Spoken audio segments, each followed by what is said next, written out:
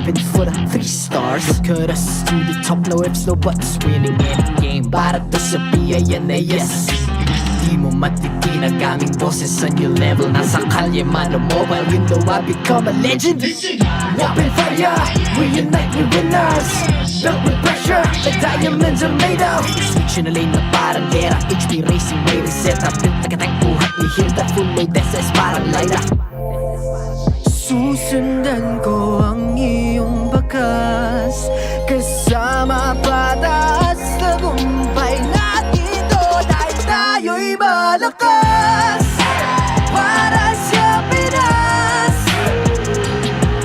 Nasa amin ang alas, hindi tuwa atras. Kinikilala sa taas kasi kami ang malakas, para sa Pinas. Nasa amin ang alas, hindi tuwa atras. Kinikilala sa taas, ganito kami sa Pinas. Wow! Hold on. Yeah, wala ka sa Pinas. We are laging every beat, no surrender, no retreat. Pag nagsama-sama, just imagine what we can achieve. Lacking every beat, no surrender, no retreat. Giving 100 all my all, cause we just cannot be defeated. We are unstoppable, immune and invulnerable. Ready ang equipment, lahat frozen, malang crowd control. Pakita ko na jab like pow, east to the southeast. So what I would proud and loud, cause every enemy we devour. Susundan ko ang iyong bakas, kasama patas, tagumpay natin to. Dahil tayo'y malakas, para sa Pinas. Nasa amin ang alas, hindi tuwa atras. Kinikilala sa taas kasi kami ang malakas, para sa Pinas. Nasa amin ang alas, hindi tuwa atras. Kinikilala sa taas, ganito kami sa Pinas. Wow!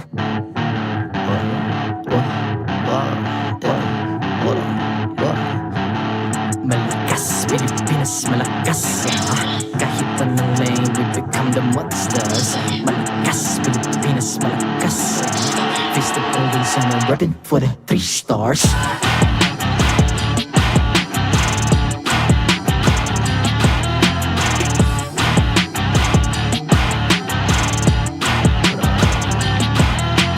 Ang lakas ng Pinas, we unite, be the stars. Ang lakas ng Pinas, we unite, be the stars. Ang lakas ng Pinas, we unite, be the stars. Ang lakas ng Pinas, we the stars. Ang lakas ng Pinas, we unite, we the stars. Ang lakas ng Pinas, we unite, we the stars. Ang lakas ng Pinas, we unite, we the stars. Ang lakas ng Pinas, we the stars.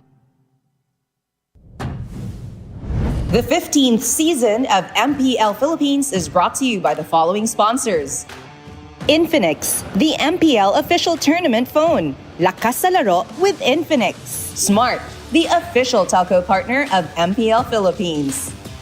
BPI, the official bank partner of MPL Philippines. Mas magandang bukas, buksan sa BPI. Our partner in esports, Time Zone. Join the fun at Time Zone. TT Racing, for those who dream, work, and play. TT Racing has your back. Don't miss any MPL action by following our official Facebook and subscribing to our YouTube channel. Follow MPL PH on TikTok for more content. Experience the Lakas ng Pinas of MPL PH Season 15 action live at Green Sun Hotel. Grab your tickets now via official MPL PH website. All the regular season tickets are now available at 200 pesos. MPL Philippines is monitored and supervised by the Games and Amusement Board.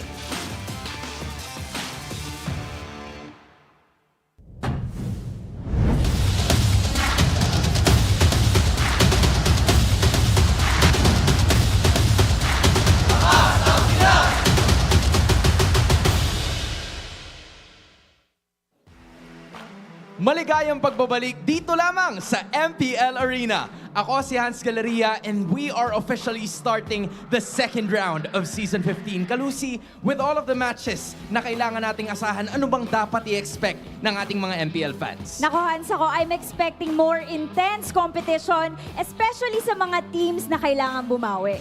Sa win streak pa naman ng Aurora, hindi na maaga ang usapang playoff spot. They are very lively in that first round. Pero ganun din naman kasi yung nangyari sa Onic Philippines last season. Naiba lang ng konti ngayon because they faced some early stumbles but then regained some momentum kalaunan. Ano kaya ang posibleng mangyari? Will they actually continue the streak? Ngayon na ang kakaharapin nila ay ang TNC Pro Team together with the strengthened Bagyong Benny. We will definitely find out soon dahil matches nila ang mapapanood natin maya-maya. You know, intense rivalries, very good matchups, epic stories, all of those we will see at the start of the second round at hindi lang yon. Posible rin na makita na natin ang pinakabagong hero ng game. Walang iba kundi si Kalea. Unless iban siya, of course. But I'm curious, Hans, saan kaya natin makikita si Kalea? Will it be sa Rome, XP, or even jungle? You know what, with all of the roles that you've mentioned, siguro sila nang bahala. Iatas na lang natin sa kanila kasi oras na para ilabas ang tunay na lakas ng Pinas dahil ito ang MPL Philippines Season 15.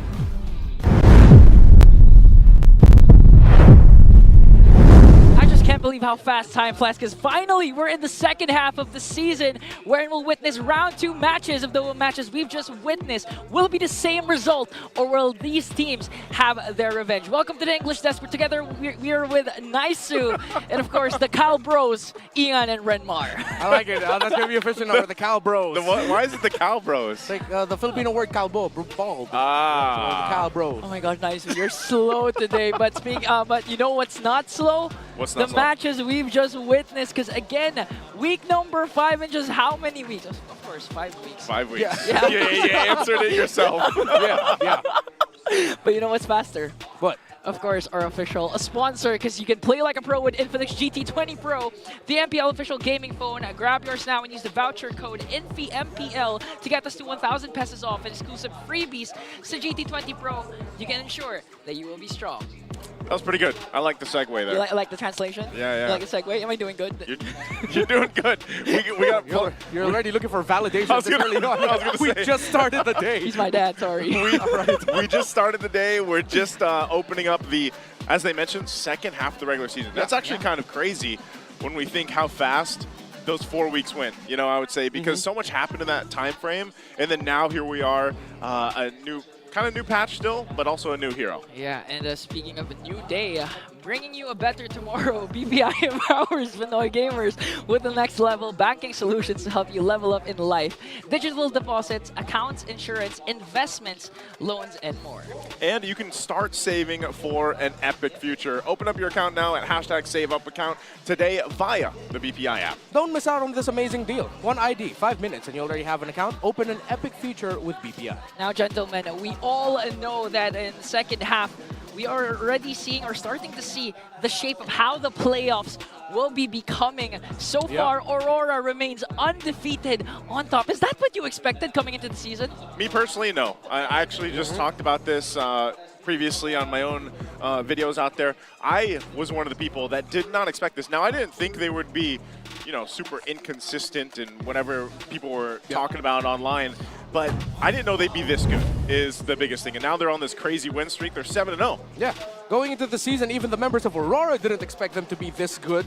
But Demon Kite has already said he is 200% confident that they can continue the streak and that they can still beat the other teams in the second half of the season. Team Onic Philippines stands at second in the standings. Of course, their only loss suffered at the hands of Aurora, who brought out the Estes in the game 3 in their series. You should check out last week. Of course, Team Falcons Philippines right under Team Onic Philippines, while Onic, though, they have made their way to the top 4 Yeah. because they have been able to defeat TNC, AB Bren, Omega, and Twisted Minds. However, they do not have a win over any of the top 3 teams on the standings. AB Bren, Omega, and Twisted are still having a difficult time.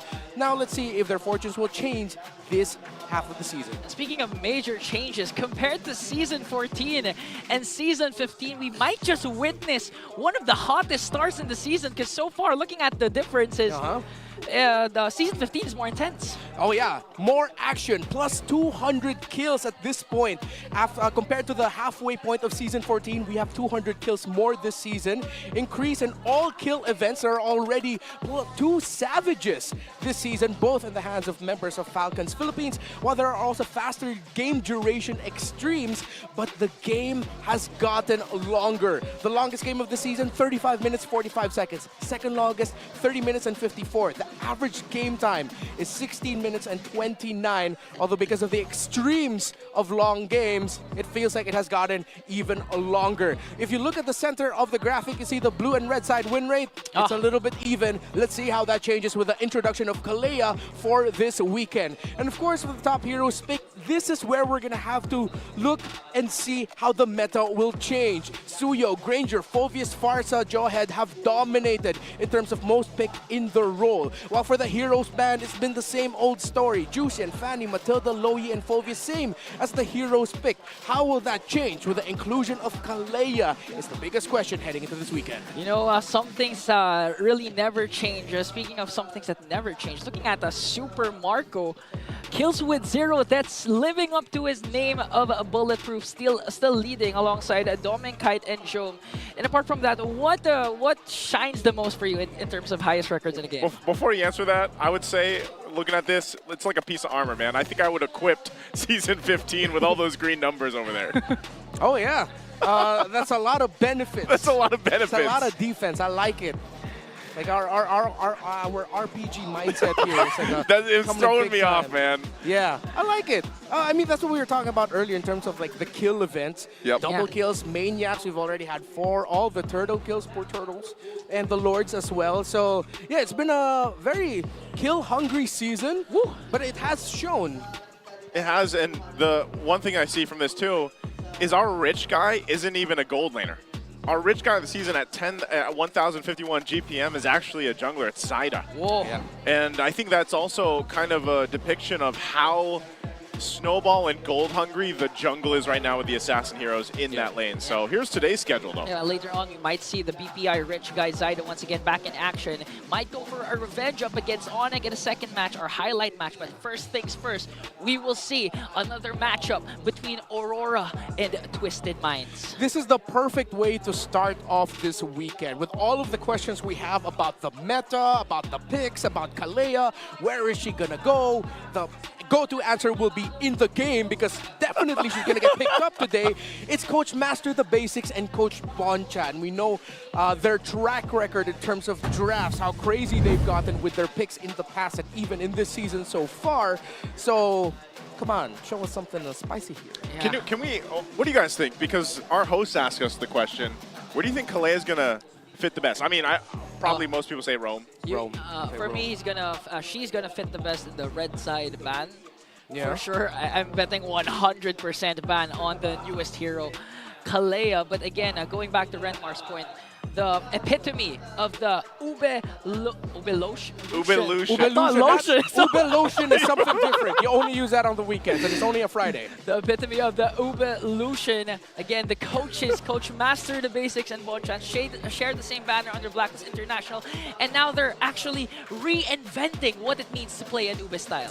I like it. It needed it though, because there had to be some form of an evolution of the Ube strategy. Yeah. We saw little glimpses of it, you know, the past 4 weeks, and now you kind of consider that we still were seeing an evolution of this even before we consider that Kalea is coming in now, this week, you know. So, and the one that did that the most obviously was Renegade last week, where he just played how many different roams? 2. He even brought out the Estes, right, which had great success. And so now again, this Ube strat. is it going to change more? Is it going to continue to develop? And then you throw in Kalea into the mix. Yeah. Again, when we talk about the Ube strat, it's about utility jungle with healing in the center of the map. Twisted Minds, I feel like, is the one who has shown that more so far this season. With their attempt to bring in Alice in the jungle, a Angela either as a roam or mid, Florin and or Matilda for Escalera, and even Haji flexing fighters in the mid lane to try and make sure that they can bring in the Alice in the jungle or utility in the jungle. So if you talk about the master of the Ube strat so far, in terms of trying to make it happen yet again, it's been Coach Bonchan. But with Aurora and Coach Master the Basics, literally they have gone back to what made the Ube strat work so hard. It isn't the healing, but it's the understanding of your power spike at the 6 to 8 minute mark. The picks for Yue has been crucial for that. You don't see it on the board there, but the Sicilian is something very important. And you can't say that the Aurora hasn't tried something new. They are the only team so far this season to pick up the Franco and the Estes. Yeah, and so far, all the relevant stats that, speaks Ube, RORA is leading it in terms of average kill participations, assists, and even Lord control. So far, Aurora, despite their crazy picks, like again, you mentioned the Franco, the Estes, they're making it work. And even if the mid lane has been predictable with the Sicilian, Aurora still remain unbeaten.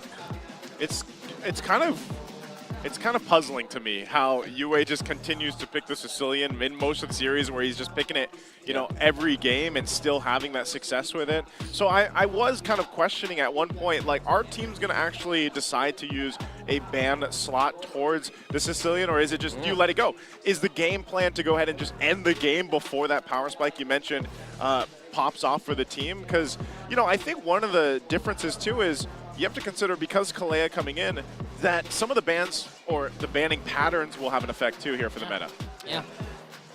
And looking at Twisted Minds so far, even if their record's not screaming greatness, still, one of the main factors why they're actually winning, apart from the utility jungle Alice, is actually Escalera's been rocking the heels ever since he was slotted in the place of Sensui. Yeah, of course. The last time we saw these two teams face off against each other in week number 1, it was still Sensui playing in the roam. Escalera has brought out another level of picks that Aurora has to think about here.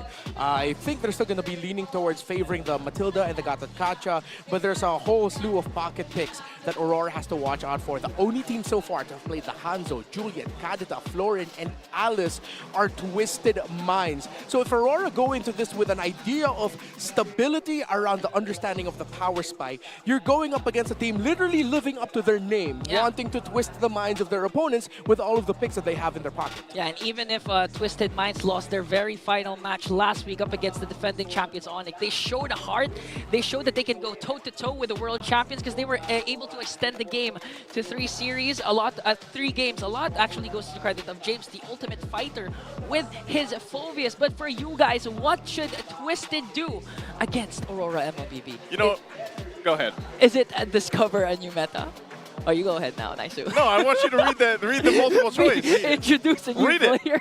C, more pocket picks, or D, you guys decide, so comment it down below. I'm going to pick D. Why? My comment down below is I'd love them to twist it so much they start winning some games. Yeah. Like winning some series. I don't care what they do. I would just like them to win some series. Yeah, remember last week I mentioned, I forgot the matchup specifically. I think it was AP Bren and Omega. Yeah. Where I mentioned a very basic fundamental key to victory. Don't die. Don't die. So I feel like for Twisted Minds here, what they should do is don't lose. Don't lose. Win. Yeah, easier said than done. Are you pertaining to, again, utility picks, especially in the room for Escalera, the Angelas? Maybe this time Twisted Minds twist the script and they pick up the Estes. We never know. But looking at Naisu's prediction, you still don't know what he's going for. Yeah. These aren't predictions. These are our emotes. Oh yeah, the emotes. Have you? I'm doing the Aurora emote. They're new emotes. They're available on the shop. Get yours now. And if you haven't gotten them yet, of course, other teams also have emotes like Onic, Omega, and TNC's Battle Emotes return. Show your support for your favorite MPL team and buy them now at the in-game shop, you guys. They're only 109 diamonds, right? Yeah, but I already spent my 20,000 diamonds on skins I will never use because I'm just a roamer. And someone instantly regretted it because no one has diamonds anymore for the Naruto collab. Oh my god. Okay, I don't have any for the collab anymore either because I spent it on the alpha. Yeah. You know, Oh, yeah. The interesting thing about the alpha skin that I learned actually is the skin that changes in-game. Yeah, Because so when you get 10 kills, Yes. it changes effects. So but, worth. When in this meta are you ever going to get 10 kills with alpha, dog? Dude, if you have not played with me on Alpha Dog 360, It has been a while. It has been a while. It has been a while. So, that's my name for him, Alpha Dog 360. That's an easy 10 kills, man. I mean, we never know what we're gonna expect again. Might as well just literally watch for today, because again, we're jam-packed here in the arena, and now all the fans are really waiting on who will be playing for the respective sides. That's why let's go out and check out who is gonna battle it out in the Land of Dawn.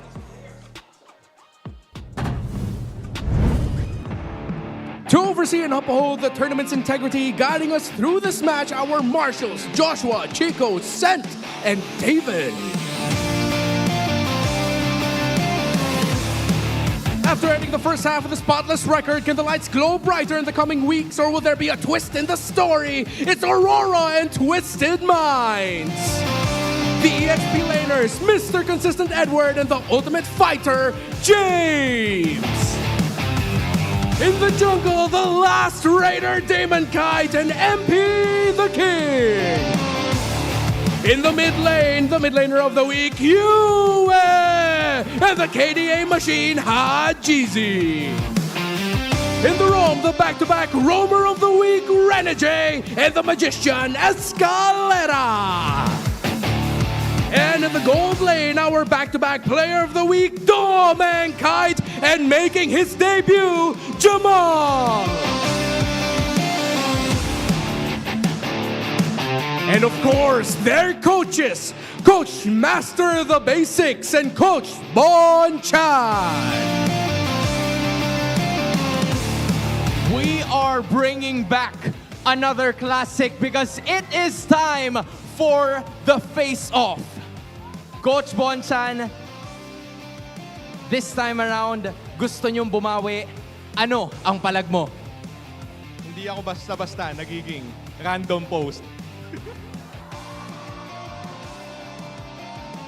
Coach Master the Basics, the first time you guys met, you guys got the win. Paano mo masisigurado na sa inyo rin to? Ano ang palag mo? Meron na akong bagong page. Random post, bagong page, coaches, fist bump. Players, you can all do the same dahil magsisimula na ang laban sa pagitan ng Aurora Gaming versus Twisted Minds. Kaya naman, casters, rekta sa inyo. Round 2 matchup is about to begin between Aurora versus Twisted Mind. But one thing that stays the same, the consistency of these 5 young men.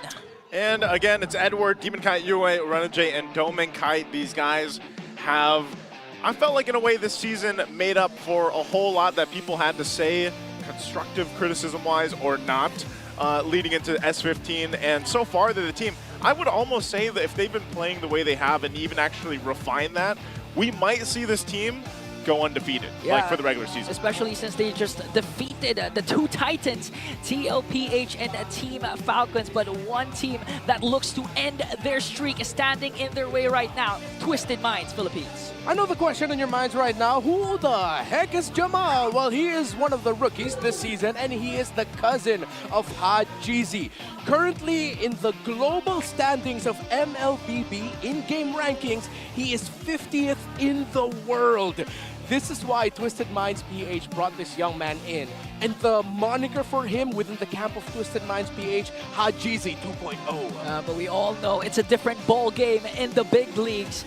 And now, looking at the spider graph, clearly dominated by blue. It's Aurora MLBB winning every major statistics. Well, I mean, they're undefeated, man. This feels like it's gonna be a tough mathematical battle for Twisted Minds if you're gonna look just at the numbers. Yeah. So hopefully, all the improvements that they've shown, they have been able to defeat AP Brand. They got a game off of Onic in their last few series. Up against Omega, they were the victim of Super Yoshi. But I mean, I feel like Twisted Minds PH has improved enough that they might be able to take out a game or maybe even defeat Aurora today. Yeah, and I'm really excited on what a crazy draft picks Bonchan has up against MTV and his one of his some of his former squads under Blacklist International. And I'm really interested to know how the players are doing now coming into the second half of MPL Season 15. S1 boy, pakita ko kayo magpaani boy. Uy, rinig nyo ba ako tol? Let the killing begin. Yo ba't ganun? Ang lamig. Ang lamig. Nanlalamig na siya sa akin. Kaya nga pag nakikita kita, nanlalabo pa tingin ko Babalik na yung palag kong palag. Ha? Hotdog. Ano? Anonymous. Okay, no sa akin to. No. Palisin mo kuya mo, lalabanan kita boxing. Tara. Hindi nga dumami siya yung tore Pure skill. Pure skill, not cheat, man. Nakakainis, boses mo. Huwag ka nang kumanta. You know, everyone has been singing in the Rapping. the mic check, singing, rapping. Everyone's becoming an artist so far coming in to the second half of the week once again. And we just heard the two gold laners again, the next standard, Dominkite up against the debuting, the plot twist of Twisted Minds, Jamal. All right, so give Jamal a rough welcome. Actually, no, I think, no, we flipped the script for this one. All right, for Twisted Minds, give a surprise twist. That isn't just Jamal, but that's also the picks, I guess. For Aurora, give Jamal a rough welcome. I mean, rotation-wise, DemonKite-wise, and yes, I'm singling out DemonKite here. Don't give Jamal an easy time to farm. There's a reason why the young man has been playing in the amateur leagues for so long and has its global 50th in terms of overall rankings. And for both of these two teams, slow and steady wins the race. They understand power spikes very well, something that we mentioned out earlier. So you don't have to rush into anything. You respect the 6 to 8 minute power spike timer so much that that's become your main forte, so hold on to that. Yeah, Jamal really needs to watch out up against the next standard, because if you recall, last week we saw an amazing game by Aurora where Dominkite just called a split push with his Moskov to defeat Team Falcons, right? If I recall correctly, yeah. I specifically remember that moment too. He wasn't even sure, like, am I actually ending here? Like, are they actually gonna let this happen? And it was a great thing to see him do, because Dominkite, I mean, the Kite brothers, that whole duo that we've seen between him and DemonKite so far has paid a huge dividend to just Aurora's success. I mean, everybody obviously doing so much in their roles, but Dominkite specifically and DemonKite have really played that part, and I would say it's going to be the same here in this game. And now as we enter the draft, TWIS, we saw earlier on that Aurora has selected the blue side. Earlier today, we saw a graphic wherein a blue side slightly dominated the red side, and since the availability of Kalea coming into this week, Renmar, how will the draft change this time? Well, also, other than Kalea coming in, I have two picks in the back of my head that I'm thinking is going to be the low-key trade so far. Chip and the Phoveus. Chip, teams have been starting to show is actually a threat if you give it to them, of course, with his Y-Walk now being global. But there's something about the Phoveus this season that has been beastly. Aurora, undefeated still, with the Phoveus in their hands. Well, for Twisted Minds, they've been really good when James gets his hand on the Phoveus. But it doesn't only apply for these two teams, it applies for all the teams in the league. So let's see how that's going to factor in, as Aurora has respected the Alice strat and has taken away one jungle from the side of Twisted Minds. So with the jungler trade gone, Granger, Harith, Kalea, even Chip, all on the board right now. Look at Aurora with the first pick. We might see, and we hear it already. We are celebrating the newest addition to the MLBB family has now been selected. I have to ask, like, assuming that this is going to Renegade, what is he now? He's a slam man. You know, the fish man? This is the perfect. The merman. The merman? Is he now Aquaman? Yeah. Like, what is he? Okay, so this is what we were talking about earlier. Actually, this is the perfect hero for Renegade. It hits and it heals. So it's actually the Renegade hero for now, I guess. While for Twisted Minds, the Sicilian and the Harith, they go with the combo, and at the same time, they take away the key pick for Aurora that we mentioned before, which was the Sicilian. So we've seen how already with the series so far, the draft has changed. Granger has fallen out of favor, although Granger will probably get slotted in here for Aurora. While they might continue playing around the idea of flexing Kalea, I'd want to see them consider a mid lane picked up already for Yue. The Eve is available if they want to go ahead and pick it. However, they also have a low-key very good for Ramis pickup. Let's see if they're going to lean towards that. Oh, but it's the Phobius of Edward that's undefeated that they go for. that was such a good steal. But still, Hanzo. Twisted Minds coming into this season, they're the only team who was able to pick out that Hanzo, and now it's going to fall in the hands of MP the King once again. Second banning faces. Junglers are the target of Twisted Minds. Let's take out the Ling. All right, so Aurora has already shown their card. However, there is a possibility that Aurora might be considering putting this Kalea in the jungle, as she has, after multiple testing and talking with a bunch of players, Kalea in the jungle is actually very viable. So they're still going into this with a potential flex pick in the second phase. So now, Twisted Minds have to consider taking away one more Renji pick so that they turn off a flex. I don't want to see them put too many jungle bans, because I feel like that's already enough, unless they want to take away the Hayabusa from Demon Kite, which has also a pretty good track record for him. If I'm not mistaken, he is 2-0. I was gonna say I think he's undefeated on the Hayabusa. Yeah. And if you really want to back on the Lucian strat again, you could go one of the heroes that you mentioned earlier on, the Alpha, who has an amazing skin, can fall in the hands of Demon Kite if Twisted Minds continues to twist or put a chokehold on how many junglers are remaining for Aurora. Last bans are up. Twisted Minds, again, they are going with the Farsa ban, so they're limiting what Yue can also dish out in the Land of Dawn. I think it might be quite annoying for Aurora, or for Twisted Minds to deal with the Faramis plus a Kalea in the center of the map. That's a good amount of crowd control, and you can help it out. However, there's a possibility that despite the nerf onto Hanzo, which reduced the capabilities of his Hanekage form, that's when he goes all angry demon ghosty, you know, that one for skill 1 and the ultimate. There is still a lot of damage when he decides to go for the skill 1 Hanekage version, which could force out the ultimate of the Faramis early. But with the Valentina ban here for Aurora, that might actually be what they're leaning into. Yeah, and apart from that, MP the King can be an objective man once again, especially after the adjustments, as you mentioned, to Hanzo. So right now, Twisted Minds, they're still lacking a roamer and an XP lane. James's Phobius has now been taken off by Edward, and they stick with the Gatot Kacha. How will Aurora respond? Last two picks. For the mid lane, I think maybe they do go with the Faramis. Yeah, Faramis would be a ton of the utility. It's going to be nice to see UA pick up something else too, just because the Sicilian was taken in that first phase. Yeah. And then for the last one, this is kind of the question too. You mentioned this earlier, Redmar. Is the Kalea going to be? Could it actually? No, it can't be flex anymore, can it? Unless it is in the jungle, which they questioned earlier. But there's a Lucas. Is this a Lucas jungle? Might be. Somewhere out there, Leo's already like, in his head. But it's not going to be the Faramis. They go for the Veil. They needed the crowd control because of the dive getting dished out here.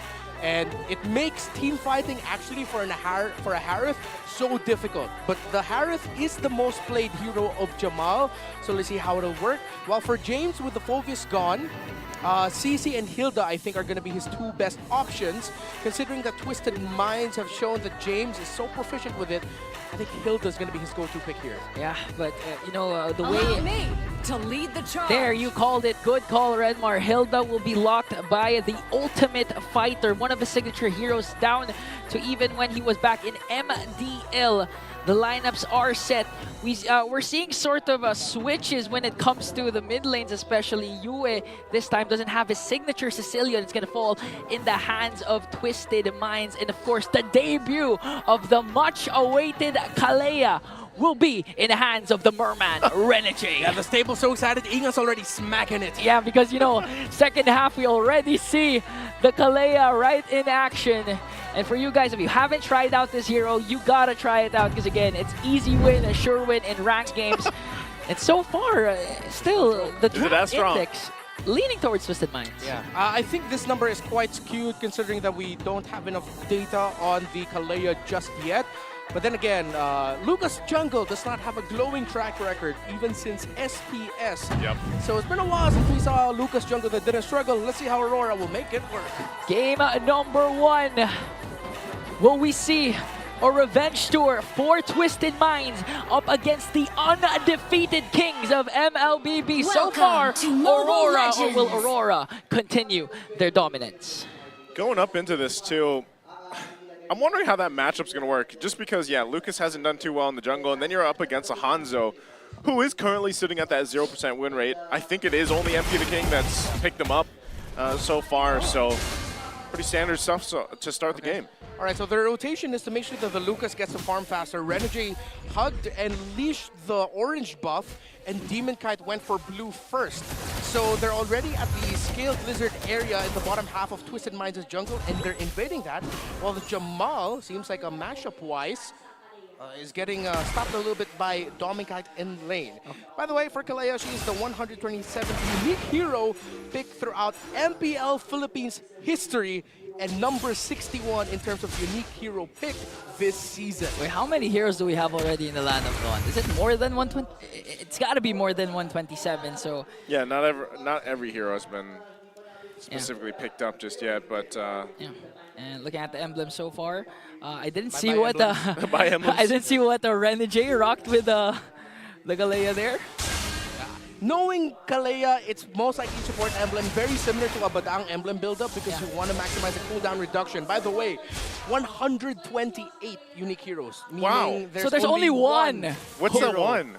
If I'm not mistaken, no, it's not a Mia. We'll go back to that at some point. Yeah, I'm wondering what is the one that hasn't been picked up? Okay, so far, Jamal trying to stand his ground against the next standard. This is going to be basically Jamal's trial by fire. Imagine going in mid-season and you're up against the next standard and the undefeated team in Aurora MLBB. First turtle up for grabs already. Edward already zoning out the members in Twisted Minds. He's going to go ahead and just show up at the front side. MP will jump in with that Pinnacle Ninja. Still going to be breaking it forward, but the Infernal Pursuit, he's quite tanky, but UA finally falls in the exchange. MP goes back. Escalera doesn't get away as Demon Kite will pick up a kill. Still, turtle for the taking.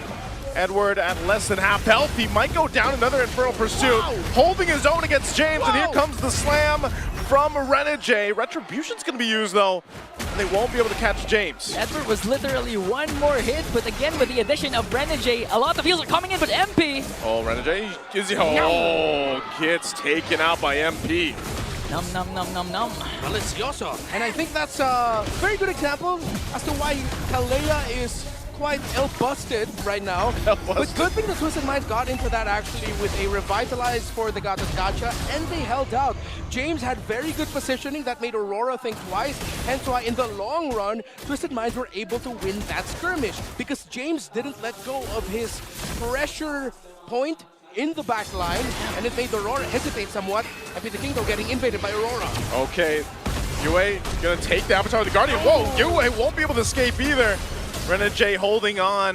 Doesn't want to use that Tsunami Slam just yet. Zaman Force comes down, waiting for the team, but he'll get taken out. So 2 fall. A very aggressive choice from RORA, but it won't capitalize on anything. Very quick rotation actually by the 2 EXP laners, Phobius and the Hilda. Both let go of their lanes to join in the skirmish in the upper half of the map.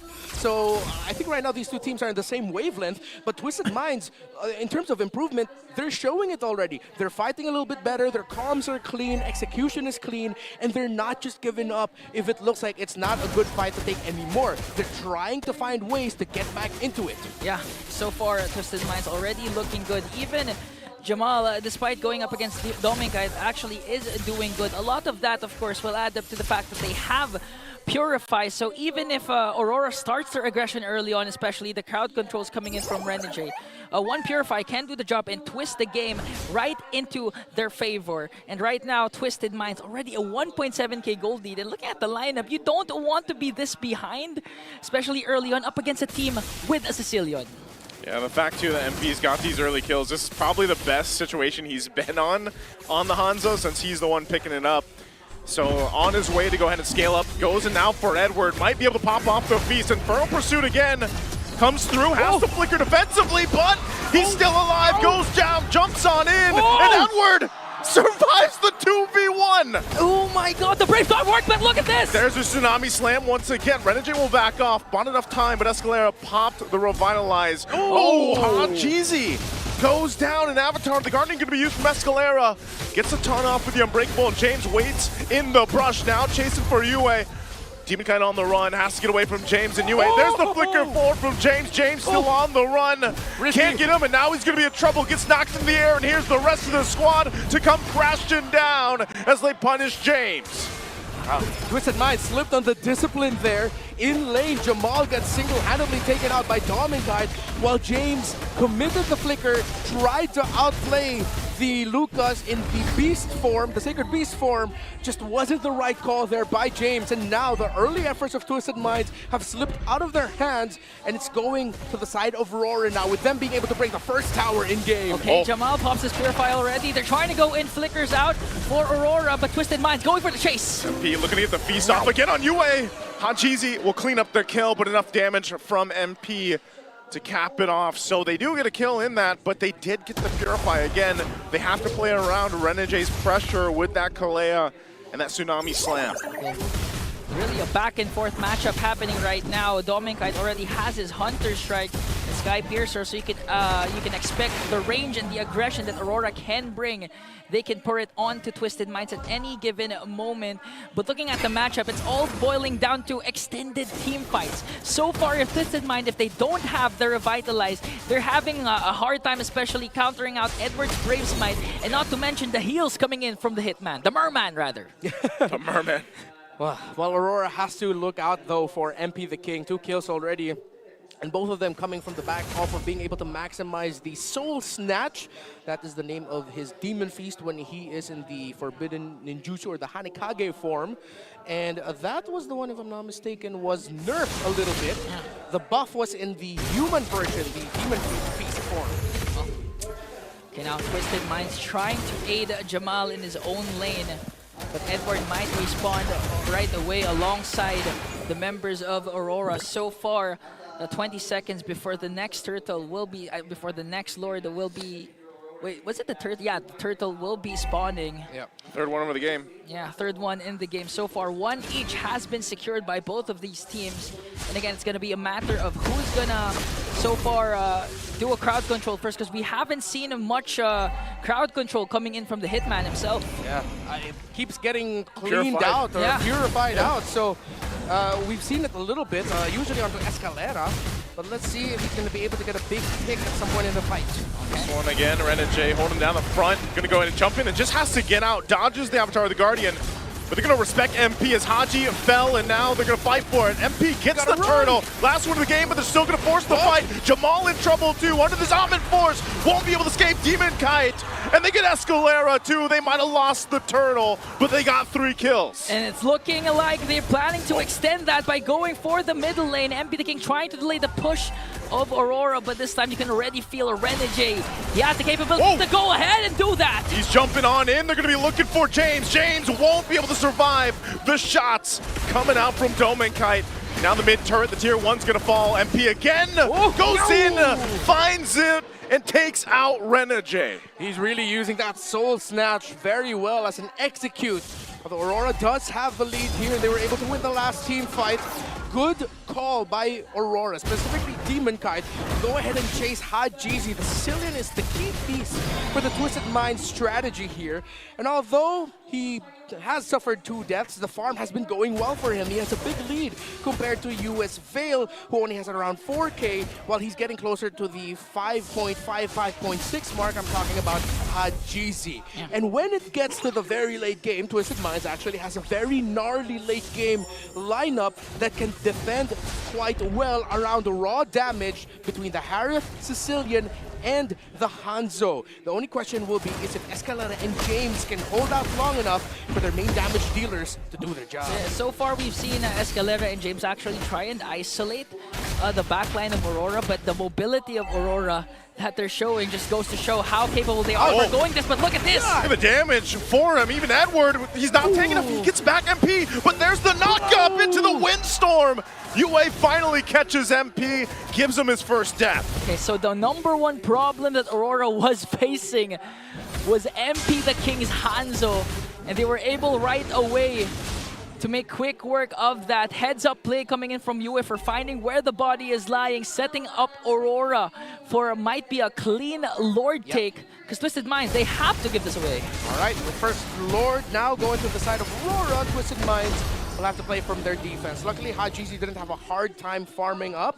Now the question is if it's Jamal on the board. In terms of the items, he's already up to, well, only the Feather of Heaven. Still waiting on his third. Once the third item gets locked in for that Harith, the defense for Twisted Minds is going to go well, since Magic Lantern is already up for the Sicilian. Look at Dominkai though. No death just yet. Already up to 4 items with the Sky Piercer, Sea Halberd, and Malefic Roar after a Hunter Strike. So other than the question of will the front line of Twisted Minds be able to hold on long enough for their backliners to deal damage, can they even reach Doming? Close call there. But still, Aurora, the Pinnacle Ninja, it's just quick work for them. It's just easy work. They can actually burst him down right away. As you mentioned, Renmar, the damage is so far from Aurora clearly is there. And they might be even able to take away an inhibitor turret if things go well for the Northern Lights. Again, their Holy Shields still for Twisted Minds has been popped. That's good pop there for Aurora. So the Lord can CJ onto the bottom lane. Go ahead and pop those down. Lord will charge in at the bottom base turret. Twisted Minds holds on, they can clear it out. MP's now going to join the fight, jump in, takes a ton of damage already, has to go back, returns back to his body. But it's Twisted Minds that will hold on to the base turret down in the bottom lane. Oh man, it's looking like Twisted Minds, you just really have to hope that the Sanguine Claws or a good AOG from Escalera will connect, because Twisted Minds in the base defense, they're backing on MP the King to do something, but by the time the Pinnacle Ninja is available, it's already bursted down by Aurora. Yeah, Twisted Minds will now bank on the idea that, okay, we can defend, we can hold on as long as Sicilian doesn't go down early. It's going to be around Hajizi to be able to hold on and defend. Because if Aurora mess up one engage, one siege, if they get blasted by the Sicilian, that's when MP the King and Jamal should enter and fight.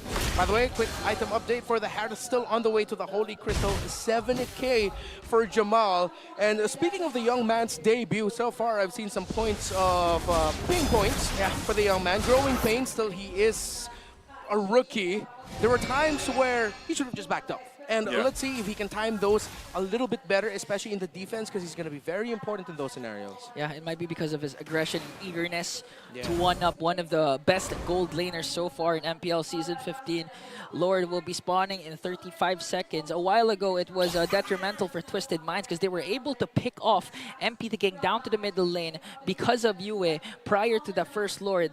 And if Twisted Minds somehow does that again, it's going to be hard for them to contest for the Lord. Yeah. By the way, DemonKai's been on fire with this Lucas jungle. It's like the first time this has actually worked. Yeah, I think it's because Aurora are playing around the idea of make sure that DemonKai's positioning isn't similar to the Fredrin's Bakshos of old, the utility jungle style, wherein he's acting more like an EXP laner hunting down the back line, looking for Hajizi, knowing that he has an escape tool, and he'll be able to get away in case he needs to, while still being able to deal a devastating amount of damage. So the suggestion by Aurora in terms of how to make this Lucas jungle work has been on point. Okay, let's see if they're going to make it work once again. Because second Lord up for grabs. Good position here by Aurora. Now Twisted Minds. They're able to manage the lanes very well, but there's minions up top and they're going to eventually have to deal with that. And Aurora has the ball in their park. Yeah, so they'll just keep juggling this back and forth right now. They're going to see that MP has to deal with that wave here in just a sec. Some of the buffs are coming up too, so they might not commit to this unless they actually get that information and then just give it a whole green light right now. But it's sitting at half health with the Lord Dance, so James is just going to hold the front, get the information. Yeah, what's Ube, Lucian, without a proper long Lord Dance? But Aurora, they might actually go and commit this time a soft reset on the Lord. Twisted Minds, 5-man, ready to engage. Sanguine Claws will connect. Hajizi already pops his ult. MP the King with the ultimate as well. Conceal coming in from Escalera. They forced out Aurora back. MP will have to go back, returns with his body. That's a reset. That's a reset, especially the fact you don't have Bat's Feast anymore here. You also use the Conceal. So that's just the green light to take this Lord. I don't think Twisted Minds is going to be able to get in any position. MP's going to jump in, though. Isn't able to do anything. Yue again popping off the damage, and now they're going to be focusing on Jamal. Jamal, Diamond Force won't be enough, even though they take out Renegade. But Dominkite goes forward, picks up a triple kill as MP the King goes back to base all alone. But he can't go 1 versus 4 against RORA. They're looking to end the game at the 15-minute mark, and they'll do just that as MP desperately tries to stay in the game, but it's not enough as RORA takes game 1. A clean show of dominance by the undefeated top team. Coming into the second half of the week, Aurora takes game 1 away from Twisted Minds. What an amazing play. We finally saw the debut of Kalea so far in the roam in the hands of the Merman Renegade. And Jamal, there are a bit of some pain points as you mentioned, but it looks like he's eager to bounce back coming into game number 2. Oh, on point there for Yue and Dominkite, who did not suffer a death in that game. He is now 10 wins, 3 losses for this Granger. Very clean game from him, but I want to commend Yue with how he was able to maximize the wind blow and the windstorm right there at the end. That's what messed up the entry of Twisted Minds and what made MP the King's health go from I'm ready to fight to oh damn, let's just bounce back game number 2. It's like he jumps in, he's like, yeah, I gotta go back right now. All right, I'm here, guys. Sorry, gotta bounce. Bounce. And then by the time he goes back, his team's gone. Yeah. So, you know, maybe that's the life of a dark ninja. Of an MP the King, but not to mention one of the standouts also for Aurora is DemonKite finally making the Lucas jungle work. I mean, what difference did DemonKite do in order for this Lucas to work this time around? Again, as you mentioned earlier, he played it like a assassin. He was hunting the backline. He was really waiting for his entry for Unleash the Beast. He's not the guy standing forward, getting the information. Lucas jungles in the past have struggled because it felt sluggish, but then the early rotation of Aurora, what they did, leashing the orange buff for the Lucas. So by the time he got there, Renegade already did a good amount of damage for it and was able to make sure that Lucas gets it right away. And I think part of it too, I know we're going to see our MVP here, is going to be Dominkite, but going back to it, I would say the reason why DemonKite was able to do that and play the Lucas to that victory was because, again, you have Edward with the Phobius, who has not lost yet. And he's that frontline guy, so he's giving all that information to DemonKite and Dominkite to allow them that space to be where they need to be. Yeah, not to mention the time bought by Edward, because all eyes were on him during particular parts, especially down to the bottom lane, where he was ganked up by James and MP the King. One more hit away under his earth. He was still able to survive. That's how good Mr. Consistent was during game number 1. And looking at the early start, actually, Twisted Minds, it looks like they were in full control because there was a part even that Twisted Minds had an almost 2K gold lead. This is where they slipped, and this is where I'm thinking Jamal should have just backed off instead of diving into this with his dashes and the Zaman Force. I knew he was under it. I know that there are members of Aurora low, but at that point, it was a losing effort for Twisted Minds. But the MVP highlights, of course, will highlight what Dominkite brought to the table here, which was stability and consistency. Staying alive, being very difficult to take down. He's one of the best, if I'm not mistaken, the best Granger so far statistically this season. Dominkite, man, dubbed as the next standard. He's top gun this season 15. Yeah, and he's showing what he's capable of, even up against a team as resilient as Twisted Minds.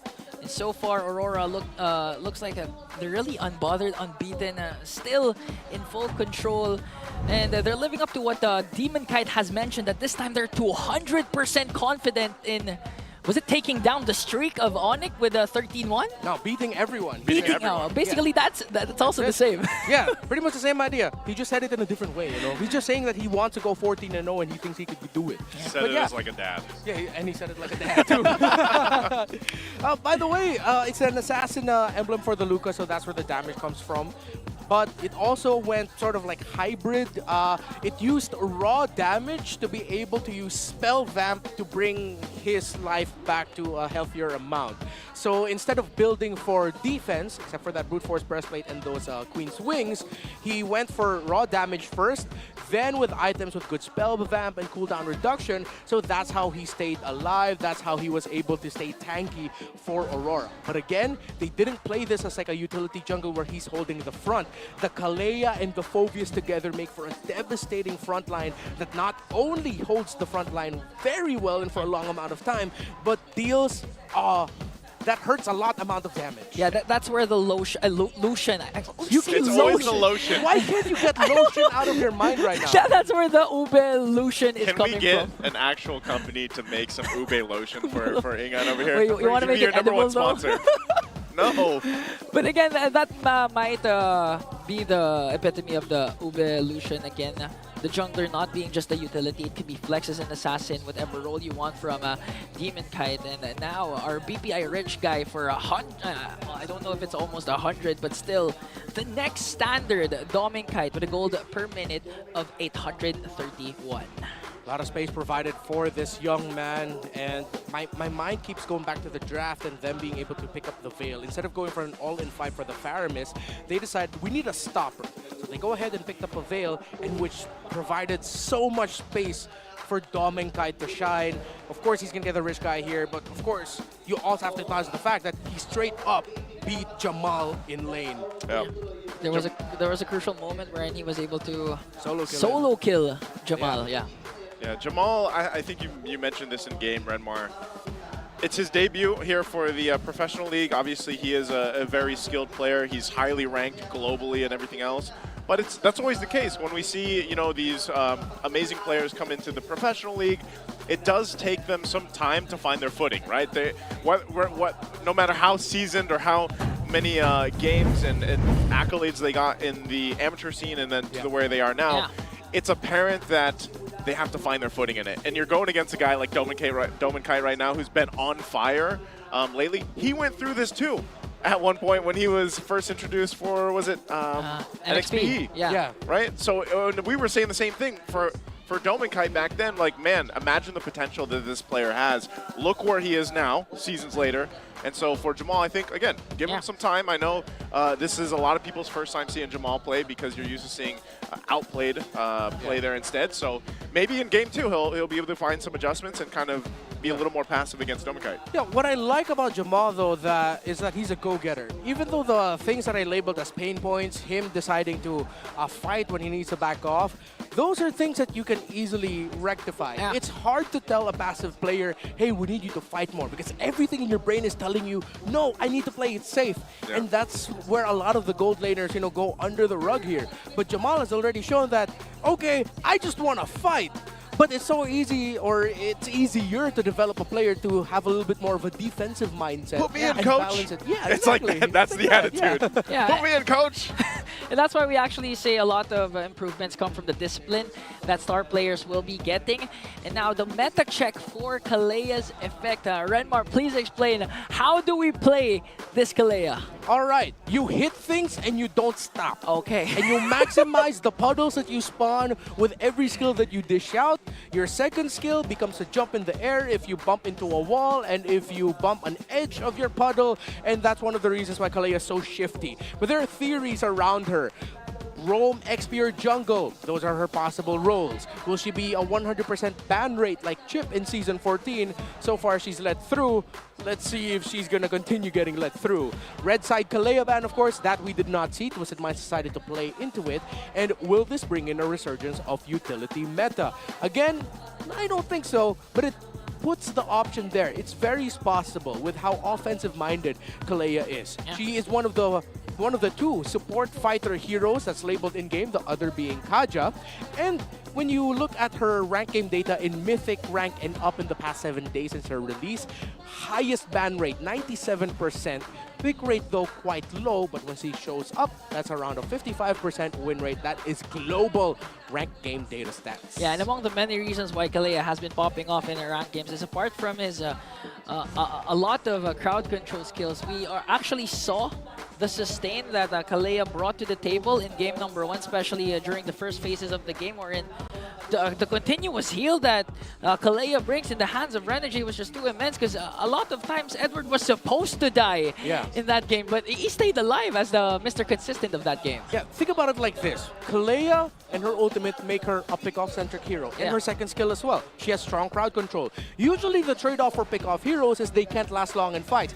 Here comes an OP hero who is based for pick-off, but is even good with long extended team fights. So we're calling her OP. I'm sorry. That's what it feels like. I mean, she's not unbeatable, but in terms of like what she brings to the table, her kit, her self-sustain, there's a lot. Clearly she's winning that support fighter against Kaja. like Kaja's got his divine judgment, but that's it. That's about it. That's it. His other abilities aren't as useful as Kalea's kit here. And I think one of the things that really plays a part too is you saw how effective it was when, again, just the ultimate alone, the Tsunami Slam, it's going to force out all those purifies. So if you actually are able to just go ahead and, let's say you catch someone or you don't, you get a purify or it's picked up by a team, that's going to force those battle spells to come out. There's going to be multiple purifies. Now, that can play a part where you just send your Kalea to go get those purifies out, and then you follow through with the rest of the crowd control. And that's really what we saw from this lineup here. And not to mention that for a part, when Kalea is casting her ultimate, she's CC immune. So this is another reason why Kalea has really been OP. I was actually expecting a lot more clashes or initiations set by Renergy. Yeah. I felt a bit underwhelmed. I wanted those amazing plays from the Hitman himself. But I do get that. It's still the first time Kalea has been selected. Players will be adjusting to how they will be using Kalea to its fullest potential. But again, if you guys just missed it, this is game number 1, series number 1 for the second half of the season. It's Twisted Minds versus Aurora, and I'm really curious to know what's happening at Green Sun Hotel Makati. Hans, Kalusi, it's your time to shine.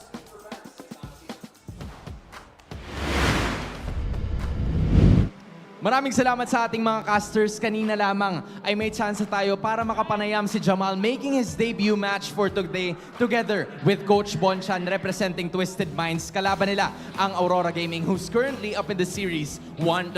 Nasabi ni Coach Bonchan na ang rason kung bakit niya pinasok itong si Jamal sa lineup was because he wanted to give equal opportunities para sa kanyang mga manlalaro. He doesn't want to leave any regrets na malay mo. Paano kung si Jamal pala ang kanilang maging susi to get some wins and get some momentum heading forward into the next weeks of the MPL Philippines. At even kahit pa ito ang unang beses na sasalta itong si Jamal sa MPL Arena, hindi na siya bago because he has been playing in the amateur scene for years. At ito rin ang naging rason kung bakit na-discover siya na Coach Bonchan at ang kanyang pinsan pala na si Hadjizi, and they are now together part of one lineup. Nabanggit din yan kanina ni Hadjizi at nasabi niya sa akin na kung excited si Jamal to showcase what he can do here in MPL Philippines, ay mas excited din siya para sa kanyang pinsan. They never really got close as family members, but they've gotten more close in the boot camp as long as they were together. And finally, nasabi rin ni Jamal na in that Gold Lane matchup,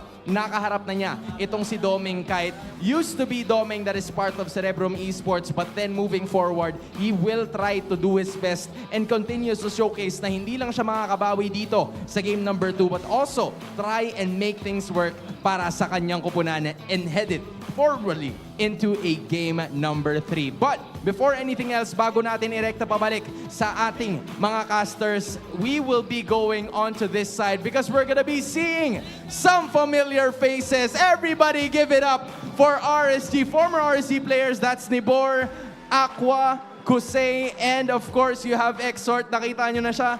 Nagsama-sama pa talaga kayong mga hindi nagsasalita, no? Ang hirap naman. Okay, sinong may hawak ng mic? Kusei, kamusta ka naman?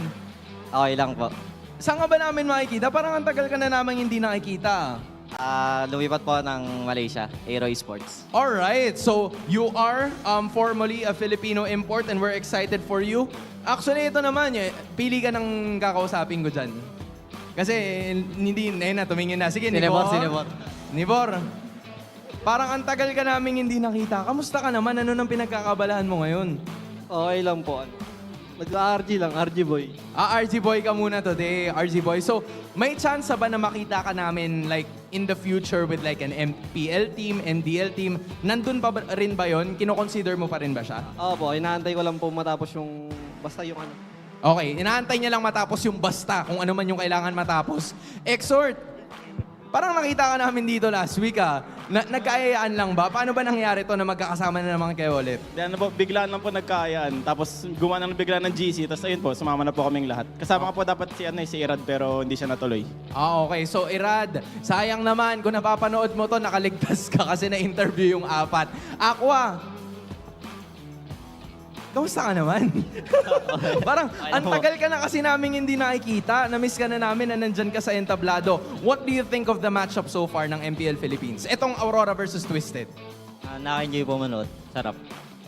Nakaka-enjoy manood. Parang mukha namang nag-e-enjoy ka. Tapos may nabanggit din sa akin kanina yung Kalea daw. Nalaro mo na ba yung Kalea sa RG or nasubukan niyo na ba siya, boys? Opo, medyo medyo parang daya niya gamitin. Madaya yung hero. Nararamdaman mo. Exhort, ikaw. Oo, madaya siya pero mayroon naman din siyang counter ngayon. Meron na. Na-miss nyo ba maglaro sa MPL Philippines? I wanna know, honestly. Ikaw, Exhort. Para sa akin, oo. Kasi parang Philippines yung pinakamalakas na bansa sa buong mundo eh. Kaya parang nakamiss din maglaro dito. Philippines ang pinakamalakas sa buong mundo. Just respect. Ikaw, Nibor, sa'yo ko sisimulan. Tapos dito na tayo sa dulo bago natin i-toss pabalik sa ating mga casters. What do you think of this matchup? Aurora or Twisted Minds? Twisted po, 1-1 yan. Twisted. Dito po ako nakaupo eh. Ano? Twisted po, dito po ako nakaupo. Sa Twisted ka kasi nakaupo. Okay. Okay. So, Twisted 2-1 ka. Okay? Twisted. 2-1. Exhort? Ano? Twisted din, 2-1. Twisted 2-1. So, dalawa na para sa Minds. Aqua? Twisted din, 2-1. Twisted 2-1. And finally, Kusei? Twisted 2-1. Sorry, Kite. Wala eh. Sorry daw, Kite. Ayan na, sumisilip na si Kite. Tignan natin kung kayo ba talaga ang salam o kayo ang swerte ng Twisted Minds because we're gonna be going over the game number 2. Kaya naman, casters, balik sa inyo. It's nice to see former MPL players, former Raiders here in MPL Arena. They're giving predictions against their former teammate. Yeah. Demon Kite was laughing at the predictions, even threw up a thumbs up in acknowledgement of the little jest. But I like the reasoning of Nibor. It's because he's sitting in the Twisted Mind side. That's true, that's true. Twisted Mind. The RORA side is completely full, by the way. Yeah, it's packed. It's always No, completely even full. Twisted side. Twisted is Oh nearly yeah, it's full. full now, yeah. And speaking of But Twisted RORA's side, is full before we even are allowed in here. Oh yeah. Look at the opening. Like it took a while it's for full. the yeah. Twisted, Maybe crowd Twisted to go. Minds people are just late. Again, they're- it's Friday. they're twisting their minds? Their minds have been twisted. What does that mean? I don't know, but one thing for sure is blue side this time for Twisted Minds. You know, Twisted Minds have been, I'm sorry for slapping the table, guys, but Twisted Minds have been drafting unique heroes. Again, we saw the MP, the King Hanzo. Is this the Still right has time 0%, again by to the go way. for the Alice? Well, the Alice was banned out It was, earlier yeah. on by Aurora, so they're respecting that. Although now with Aurora going to the red side, let's see if they will still commit a ban onto the Alice. It might be tough to do so. So Twisted Minds are really respecting the Sicilian of UF. They took it in game number 1. They ban it here now. They're still showing that they are not a fanny team whatsoever. So they're keeping the option of playing into their flex, Alice jungle, support, healer in mid or roam open. But with the Loyi still on board, let's see if Twisted Minds will consider that as an actual first pick if Aurora doesn't ban it out here. Louis chip available. Then we can see Granger again back in action. Twisted Minds might go for a first pick Granger, but let's see what's the last ban of Aurora. Again, Louis still up for grabs. The chip. Yeah. The Granger, Harith, Suyo, Joy trade all online as well. I think Aurora might consider going into this with keeping that trade open. So it's just either or, the Suyo or the Joy. Because if they do that, Twisted Minds will have to really think about that and consider that if they don't pick either. Okay, so they're keeping it open.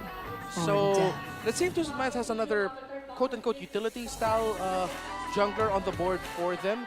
I would probably see Twisted Minds picking up the Joy more than the Suyo here because Joy is actually more preferred by Twisted in their recent drafts, and they might be more willing to give the Suyo to Demon Kite.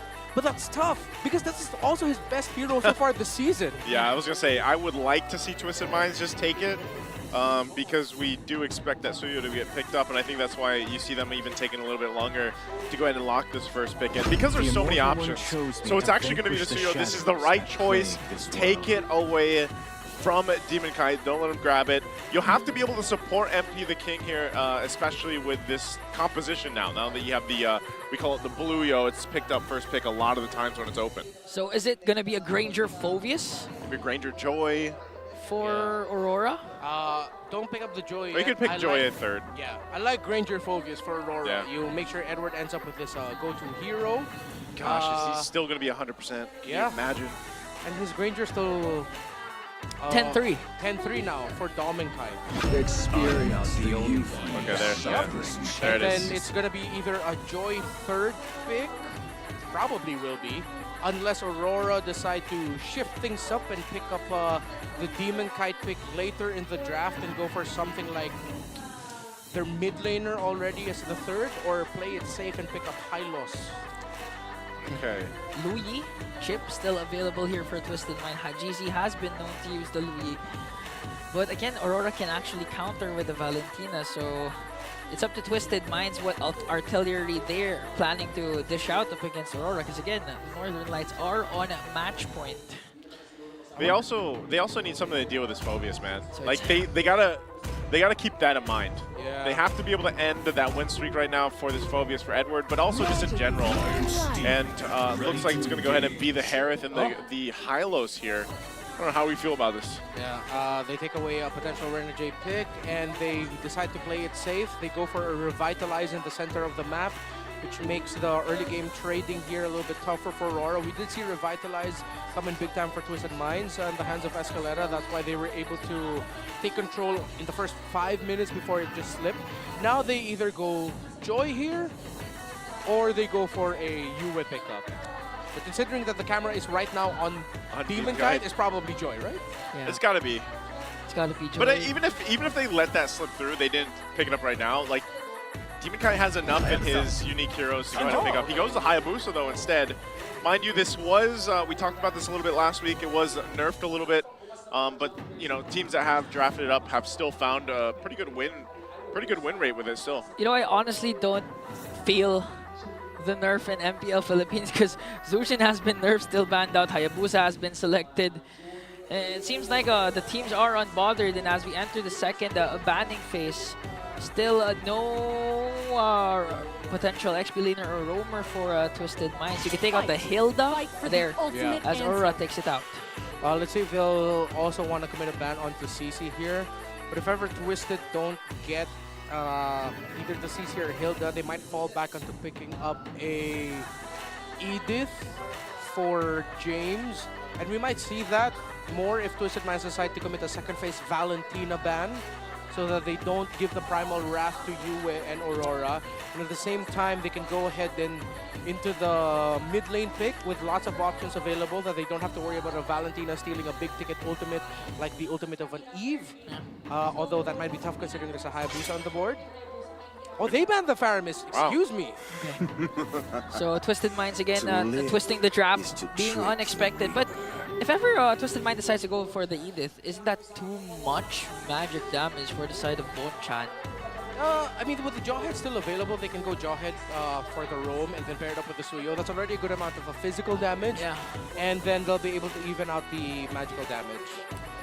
Escalera so far has been using a lot of actual utility kinds of roamers and the healer type. So let's see if they're going to twist their script and go for those kinds of heroes like the Jawhead, as you mentioned. Aurora, final ban. They take out the Hilda. They might go for another James hero. Instead, they go for the Louis ban. Do they want to put a chip over here then? For Renegade maybe even? Like, are we going to see him opt for that? Have we seen Renegade play the chip yet? I'm going to double check. He did once or twice, right? It lost. It lost.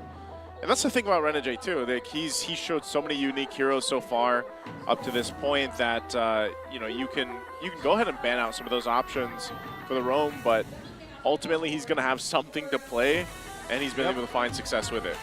Second highest hero pool so far this season, only behind Hot GG's 12 unique picks. He is standing at 10. 10, wow. Final bans for Twisted Minds. Hope will find a way. It's gonna be the Even Vexana, so when they're odds putting a forlorn. chokehold once again on the mid lane matchup. A few available mid laners left again. The Veil can be an option once again for Aurora. Eve still on the board. Farsa.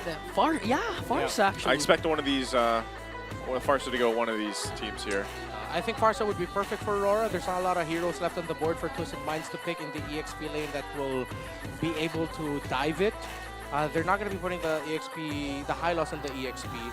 So yeah, Farsa would be perfect. You get good artillery. But if they want to mess up the entry and dive of Aurora, again, yes, as mentioned, they can go Veil. Hey, There! I got mine for the day. Yeah, nice one. I said one of these teams, by the way. Could Glue be a good option for Twisted Minds? Yeah, it needs to be something like a glue now. It can't be the duelist type. You need help for your sustain and tankiness. However, that makes you a full dive comp. That might make a mid laner that is backline focused struggle. I think Twisted Minds needs an option for the late game. Unfortunately, with the Sicilian banned out by them, best option for that is gone. So this might be a tough swerve here for Twisted Minds. I still think they might just accept their fate and lean towards the Edith and then pick up a Valentina so that you aren't worried about being alone in the back. Oh, there you go. Okay. Oh! Valentina Glue, you mentioned the Glue earlier. There it is. Probably one of the better heroes and options going against the Phobius. Valentina, you cover your bases. You can also take the Feathered Airstrike for yourself if you want to go ahead. And also depending what this last pick in the roam is going to be. So there should be at least a couple ultimates that are actually very valuable to go ahead and take. Okay, so based on the picks of Renegade, he's been picking a lot against second comes of most unique heroes. I'm really wanting to see the Tigreal at this point, honestly. I want more action for today. Speaking of action, it might be Badangable for him. Oh! Badangable. It's Badangable. Hey, this game is Badangable. Let's go. Come on. Bring your Ube lotion and let's go. It's not. It's a jawhead. Okay. Oh, it's, whoa. That sounded like a jawhead. I thought it was a jawhead. This is definitely Frankable. Yeah. So Franco, they go for pick off instead. Back to the hook, man. Yep. Last time Renegade rocked this Franco, or the first time he did, was up against Team Falcons. And up against the Harriet as well of Super Marco. This time, will he be able to replicate an amazing performance to seal the deal and sweep Twisted Minds? Or will Twisted Minds, just like last week up against Onic, be able to extend the series to 3 games? Again, possibilities aren't close. Chantel is on the Filipino desk, so let's see, because so far the draft index, again, kind of leaning towards Aurora. Yep. One thing that Twisted Minds needs to keep in mind here, I swear these puns are not on intended. purpose. They have to cancel out the Bloody Hunt once it gets locked down. Because if you get to maximize the Bloody Hunt if you're Renegade here in your Aurora, you have so much damage on the board that a full use of the Bloody Hunt will be a big conversion for Aurora. Yeah. So for Twisted Minds, when it comes to the team fighting, they really have to think about making sure they have a good crowd control effect to make sure that they can cancel the ultimate of the Franco as quickly as possible. And of course, as usual, easier said than done, don't get hooked. Game number 2 as we enter the Land of Dawn. Will it be the same result? Aurora sweeping Twisted Minds, or will Twisted Minds, with the addition of Rookie Jamal, be able to hold off the Northern Lights? An early aggressive start here for Aurora. Early hooks coming in from Renegade onto Jamal. It's looking like they want to go for the Rookie of Twisted Minds. Oh, that was smart. It's the first time I've seen that interaction. Yeah. Saving a little bit of time too, I guess, in a way. Yeah. Reduce some of the damage and everything else. So easy and steady, at least early portion of the game. And a lot of this too, again, for Renegade, when he picked up the Franco last week, it's really just, it's the same concept. Like you said, despite the Bloody Hunt or not, it's that one hook. Yeah. That one hook can literally change the course of a game. We might see Escalera racking up deaths a lot in this game because he's going to be prime hooking target Although Hajizi would be a good target as well for Renegade. By the way, getting that crab was great for Aurora. It was a great rotation. They were able to get a gold crab for BennyQT because the pathing of the Hayabusa meant he was going to be going from orange to purple. So it was a good decision by Aurora to decide to commit that. And we even got to see Renegade use that hook to bring the cart of the EXP closer to Edward. Oh! Hajizi probably clenched there. What clench? A close call again. And if that hook connector for Renegade could be detrimental for Twisted Minds, you already committed the feathered airstrike. Already, James taking a couple shots. Dark Wave pulling him forward. Turtle's going to be secured for MP, though. RORA, I don't think they're ready to fight, so just an objective secured for Twisted Minds. All right, slow and steady start. One of the keys to victory that we mentioned. Renegade running towards the purple buff here. If he hooks this back, doesn't. See, BennyQT steals it. BennyQT's going to go in. He jumps in, gets stunned a little bit, goes back. With the quad shadow, the flicker forward. Dallas can't escape from Hajizi using his own feathered airstrike. They'll burn the flicker from Renegade too. So right now, Twisted Minds getting control. Shades of game number 1, a strong start for Twisted Mind. They secured the turtle plus the first blood onto BennyQT. Heads up play from Hajizi to cast that flicker and feathered airstrike stolen away from Yue. If this decision making from Twisted Mind continues on, Yue flickers for himself to try and clear out the minions onto the middle lane. All right, so we've seen 2 feathered airstrikes that had flickers attached to them. Fancy moves by the 2 mid laners. But the rotation into the mid lane from Jamal to get a bit more farm there means BennyQT gets a little bit more farm up top with hits on the shielding. Now, Renegade, Doming, and BennyQT might be going for a big dive here. Good aggro rotation, trying to read out where the Suyo is. They now know that the Suyo is probably in the bottom portion of the jungle of Twisted Minds, as they were able to get the Scaled Lizard without that much of a problem. It's going to be another gold crab, I think. Nope, it's not going to be going to the BennyQT. It goes to BennyQT, but the farm of Doming has been great.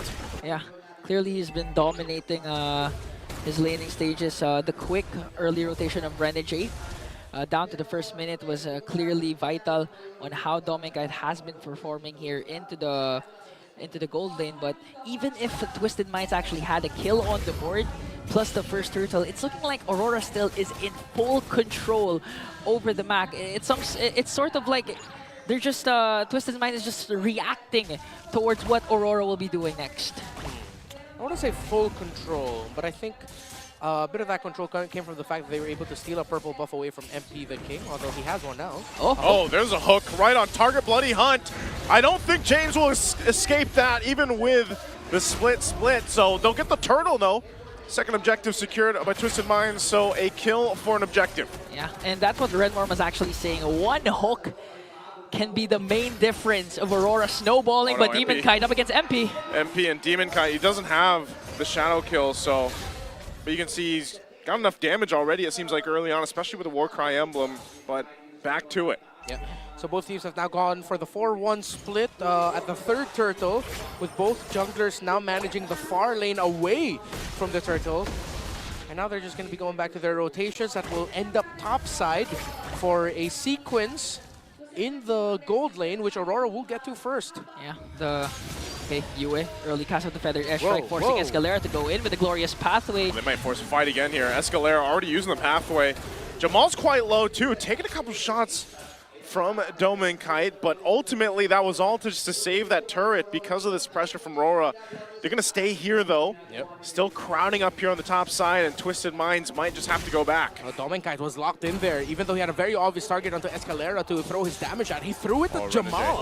go for the hook. He's going to be able to find Escalera, locks him down with the Bloody Hunt. Escalera is gone. Zalman Force already dropped down too. Hajizi grabs his own, and there's a flicker forward with the feathered airstrike again. Hajizi will go down. Yue able to pick up an aggressive kill on the far side. BennyQT will go ahead and clear and cut that wave out. Man, flickers with the feathered airstrike. We saw 2 already from Yue. And now Aurora, we can safely say they're in full control this time as we approach the 6-minute mark. 2 turtles was secured by Twisted Minds, but looking at the kills Aurora has, 3 already, down a turret up top. The aggression is still there, and 5 seconds in, the next turtle will be spawning, and Twisted Minds, they need to be really proactive this time, because so far they have been reacting to what Aurora's doing. Again, a hook Escalera is just gone, a massive target. Fight's gonna break out. UA's finally gone. The split's still gonna be there. They drag him back, and Edward's gonna be gone. It's Twisted Minds fighting back. Demon Kite jumps in. Renegade flickers forward. He's able to grab it. Bloody Hunt. MP the King, the right target, and now the turtle for the taking. Demon Kite will jump in, forcing James back in Aurora. Doesn't want to give this last turtle up. Some excellent trades. Jamal! Demon Kite! Man, Renegade, call him the hook man this game. Demon Kite is ruthless, doesn't care that Jamal's a rookie, giving him the rough welcome that was in the keys to victory earlier. Great trades of abilities. We thought Twisted Minds was able to win it out, but the hook coming in from the hook man was able to turn things around in favor of Aurora, who will now march through mid. Will not be able to break the tower though. So now Twisted Minds, they've shown Aurora, you know, we can tango with you guys too. We can dance, we can fight, but Aurora will conserve their abilities for turnarounds late into the fight. Great flicker hook read by Renegade. It's something I wanted to say earlier. Yu has been having an all-star performance, not just in this game, but in this season. He's been so great. His partnership with Renegade in the center of the map alongside Demon Kite has been mint. Yeah, the mid duo of Aurora still shining so bright. We mentioned that one hook can change the game. What about two? And Renegade, 2 consecutive iron hooks connected. Make it 3! Again, a Bloody Hunt comes crashing down, and James is obliterated down the mid lane. Demon Kite's gonna jump in, popping the shadow kill, forcing everyone under the turret. They take a couple shots from Demon Kite, and he jumps in to get a double. Lines up another Destinata Rhapsody, and he's gonna keep them under the tier 2. RORA is relentless right now. They want to go and get this tier 1 in the mid lane. The top gun is still bulletproof. 5-0 and 2 right now for Demon Kite. Another hook, grabbing the oxygen beside Jamal. But that probably made Jamal go, oh no. Now he's going to be thinking twice about his injuries. You know what they're thinking twice about, Twisted Minds? Ideally, if you're up against the Hayabusa, you want to group up to share the damage of the Wiki Shadow Kill. But what's happening is they're sharing the damage from Demon Kite and the feathered airstrikes coming in from US of your Twisted Minds. What do you actually have to do up against a team that has all the bases covered? Renegade with a flicker again, popping the Purified from Jamal, and now it's Renegade gone. They actually disengage from that. Hajizi holding on to his own Bloody Hunt. They're going to jump in. Edward wants to fight it out. Dark Wave going to be not enough as Escalera falls into the jungle. James goes. He's getting slammed, dunked on, and Edward jumps in on the turret with the support from the backside. They're looking for the last kill. MP with the triple, but Demon Kite will shut him down and clean it up. Demon Kite in front of his former Raider teammates, the last Raider, stands tall in front of Twisted Minds, and they will be able to get this Lord. We thought that would be a big turnaround for MP the King, being able to get a massive string of kills there near the end, but he took too much damage. The Phobius of Edward has been devastating, and Aurora have shown that they fight so well around it. As you look back at the instant replay, Edward setting the aggression. James, unfortunately, was not able to get a grab onto anyone. Edward flickering past the wall to get the Dark Wave in, setting things up even more so for Aurora. MP the King going in, able to secure the kill, but was not able to take down Demon Kite. A good re-engage from Aurora. A lot of ultimates has been expended just to try and take down the Hitman Renegade. That's why it was a go signal for the Northern Lights to go for the kill, and now the top turret has been taken down by Twisted Minds. Inhibitors left. The UA with the feathered airstrike. They're not giving Twisted Minds a chance to try and go for positions to try and counteract what Aurora has been doing. Lord marching in onto the bottom lane. I think all outer turrets will be demolished by the Northern Lights. Lots of dive and reach for Aurora as they march in with the Lord.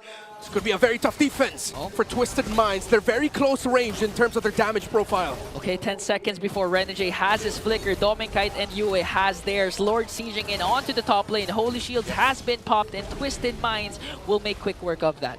There's another siege minion on the way to the top. Aurora will go in through the mid as well. Hajizi really needs the feathered airstrike. Feathered airstrike going to be dropped down. Artillery dropped. Demon Kite's going to jump in, looking to get the kill on James. And Demon Kite will follow on through as James is taken out of the picture. Now the bottom turret going to be worked on here by Aurora, still looking to take the mid. They've got no push from the minions though, so they might just get that bottom turret. Raw damage, reach, poke. Twisted Minds cannot get into position with a good fight, and James cannot live long enough to get a good grab in. Where's Pathway going to be used just to save the turret again? A feathered airstrike. Demon Kite not going to enter. This time, Demon Kite goes way under the turret, but enough to just put pressure now in the mid lane. They focus on the top. They'll get the shield down and the buffs. So it's Aurora, again, in full control at this point in the game. Imagine Aurora has such a good draft that they can dish out the damage without having to fully commit or fully dive up against Twisted Minds. Even despite the glorious pathway set up by Escalera, Demon Kite literally just went in again, a raw damage as you mentioned. Even if they were sharing the Wiggy Shadow kill, 4 members of Twisted Minds, he was able to still take down 1. And that's a sign for Twisted Minds that you can't just make crazy plays out of nowhere, because the punish that Aurora can do is just too immense. 12 minutes in, 25 seconds before the Lord. We might see another hook. Oh, a hook's going to land again. Escalera trying to run away. Feathered airstrike, though, as Demon Kite will clean up the kill. 10-1 and 4 on the Granger. This guy, they can't even reach him, and Renegade continuously landing the hooks. Now their eyes are set on this mid turret. Again, a couple of warning shots. Demon Kite gonna jump in, just being a distraction. And hook again, he's gonna find James. James won't be able to escape. The damage is way too much. That's it. And now Aurora looking to end the game here. They've got 1 cannon minion, the West of the Waves, pushing down in the mid lane. It's only a matter of seconds. They can't defend it. The lights are too bright as Aurora will sweep Twisted Minds. 8-0 for the Northern Lights. Consistency is key, and they're consistently dominating MPL Season 15. Twisted Minds just look read by Aurora Gaming, who had some very clear ideas on how to approach this series, the drafts, and executed it to near perfection. If you're still doubting the Northern Lights, I don't know, man. They're 8-0. They're looking really damn good doing it. 8-0, led by the man in front, the Hitman, the Hulkman, the Merman, the Everything Man, whatever you want to call him. Renegade has been phenomenal, and I'm pretty sure a lot of people will be playing Franco again in ranked games. Oh no. I hope so.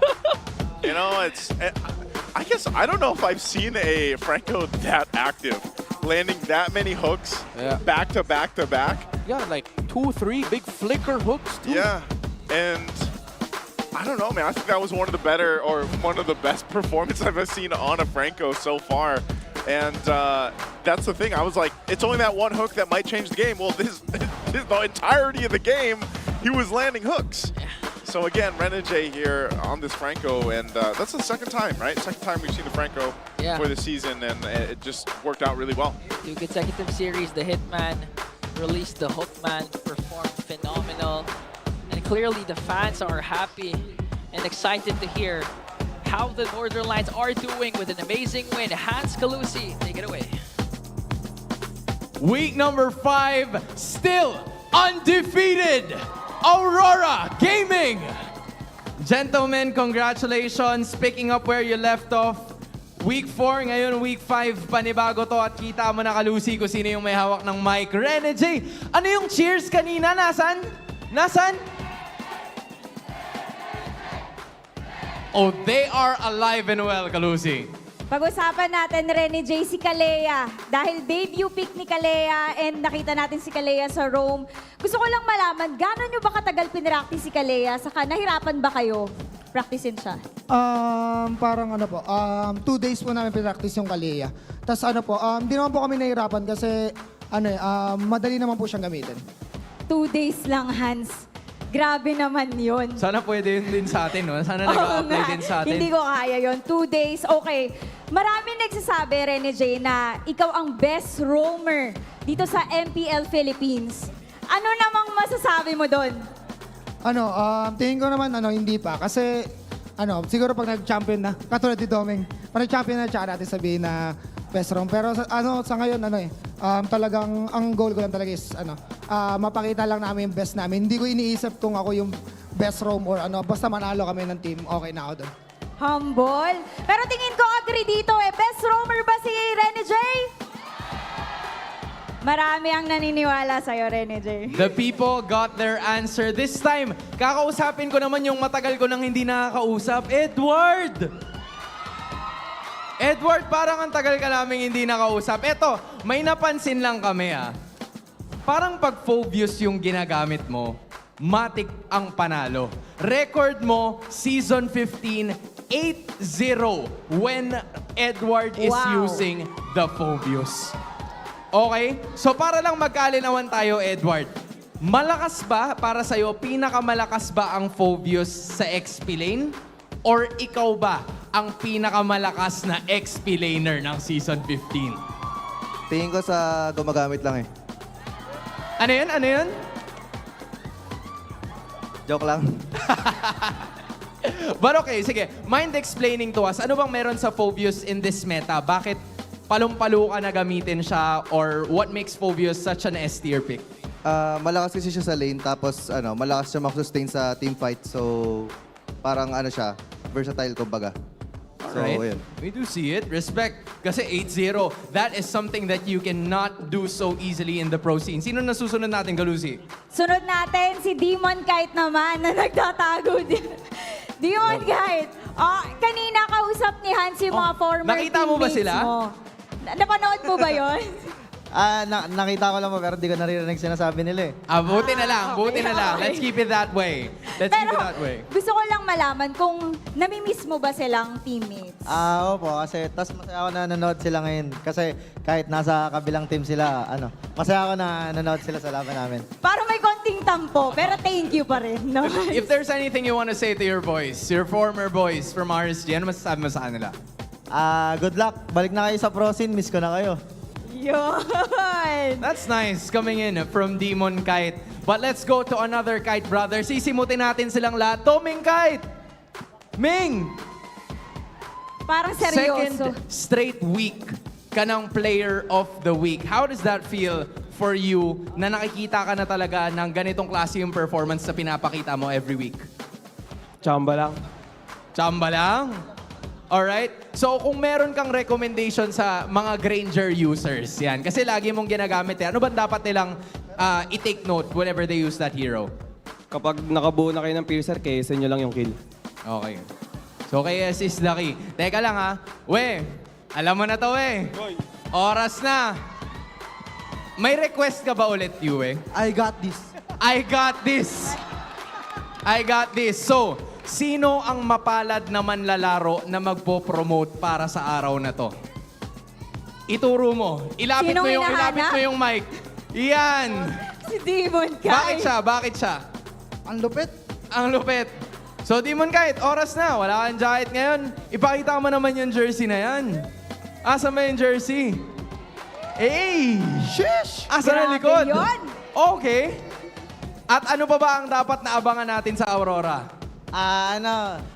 Maraming salamat sa mga sumusuporta ng Aurora. Tapos, available na din tong jersey namin guys sa Shopee din.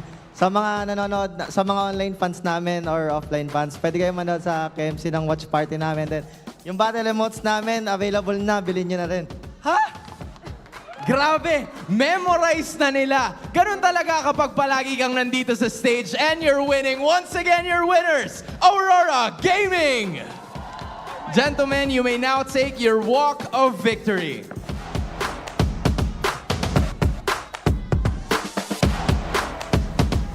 Win number 8, and for the 8th time this season, you may now take your bow. You know, in spite of all of the achievements na nakuha na ng Aurora, they're very much level-headed, na parang everybody is a threat to them still. Sabi nga nila, hanggat wala pa yung championship, tuloy-tuloy lang ang practice, tuloy-tuloy lang ang connection nila. They're simply picking up where they left off, getting a sweep against Twisted Minds. Balik tayo sa ating mga casters kung ano ba ang thoughts nila about this game. 8-0 once again with a sweep for the undefeated Aurora MLBB. And just like what Hans and Clusi has mentioned, I like that these 5 young men, they play like veterans, but their mindset are like rookies. They're eager to go head-to-head with anyone standing in their way. And of course, our series MVP, the Hitman, Rene J. This Franco was really good. I feel like Demon Kite was looking at Renegade. He's like, you know what? You remind me of a former light. Oh. Former light. Oh, wait, no, I mean, he is still light. Yeah, yeah, but you know what I mean. A former friend. A former friend. Well, they're still friends. Was also like, yeah, they're still friends. There's no beef between Demon Kite and Light. I just want to make it known. Someone might misunderstand us again. Okay, the Clippers already clipped that. Yeah, no, please don't. And cut the part. Yeah. No, but yeah, it's clear that Renegade's impact here as the Franco was quite obvious. Yeah. We talked about it that Escalera might actually be the recipient of a lot of hooks, but it wasn't just Escalera. There were times as well that they didn't hesitate to put the hook onto James, knowing that they had enough damage to blast him before he can get a split off. And the times where James could not get the grab onto anyone were the times where Aurora lost. The one time James got it off, Twisted Minds won that team fight. And Aurora played around their idea of... let me just tell you guys what Aurora's been doing this season. Tell us. Tell them. Domenkite has thrived with heroes such as the Granger, the Carry, and the Moskov. Heroes that like playing in the back. Sometimes the Moskov plays a little bit up front, but he can reposition really well. But he's been quite abysmal in terms of playing the Harith, 1-4 this season. While Aurora, playing around those backline-focused heroes, would just go for dive, pick off. Renegade gets one, good. Domenkite's happy. That's one less problem to deal with, and the rest of Aurora will just go ahead and be aggressive, dive on that, so Domen can deal the damage. So that might be one way in going up against Aurora, take out those kinds of heroes that Domenkite excels in. But a dominating win. It was just 13 minutes. I just thought that too. I was like, wow, 13 minutes. 3 minutes below, or more than 3 minutes below our game average coming into week number 5, dominated by Aurora. And again, you even predicted this towards the draft index that Escalera's really gonna have a hard time. Yeah. He's a big walking horse. Like, he's a big target to take. Yeah. But I will say, too, a big part of what made a Renegade so kind of a threat here, I mean, he did this in the last series. This is what we were talking about. Last game, sorry. Is the value that he gets by getting the Purifier out. Now, this game, it was only Jamal that was running the Purify, but the amount of times, whether he was playing the Kalea or the Franco in this game, he's on point. So he's able to burn out the Purify, and then, you know, this time he can get a hook off from a distance. Yeah. One of the big factors as to why the front line of Aurora felt so devastating is because Edward actually rushed the Radiant Armor, meaning that the main damage dealers that he would have a problem with, mainly the Valentina and the Harith, wouldn't deal so much damage to him, and he'll just be able to jump and dunk on everyone's faces. Edward would be coming back online. So for Aurora, again, they just doubled down on that thought of, you know what, we had a bit of a reputation of being a little bit more passive towards the M6 World Championship. The times in SPS where we lost, they were passive. The times in SPS where they won, they were aggressive. So this season, they've doubled down on that. Letting Demon Kite shine. Edward on the Phoveus is just non-stop, supplementing Renegade very well for whatever kind of roamer he's paired up with. Most importantly, Yue and Domenkite being able to just damage from afar and not having to deal with so much trouble, since Aurora usually in the draft are going into the second phase with a lot of the backline heavy access heroes already off the board. That's why they were willing to play into the Suyo. We thought about it, but now with everything on the table, maybe the Joy could have been a little bit better, since they could have at least accessed the Farsa. Yeah. But then you have to deal with the Phoveus and the Franco there. So Coach Dexstar, Coach Master the basics. All the criticism tossed towards them about their drafting, they've shut that up at this point. They've just been so good this season. Yeah, and not to mention, Renegade actually went with a fleeting time. That's why we saw a lot of highlights coming in from this Franco. And again, it was utilized because Edward became so defensive that Renegade wasn't really a sandbag for them. And the BPI Rich guy, once again, I'm so used to seeing this guy in this section, in this portion of the match. Domenkite this time, a higher gold per minute compared to game number 1 with his signature Granger at 894.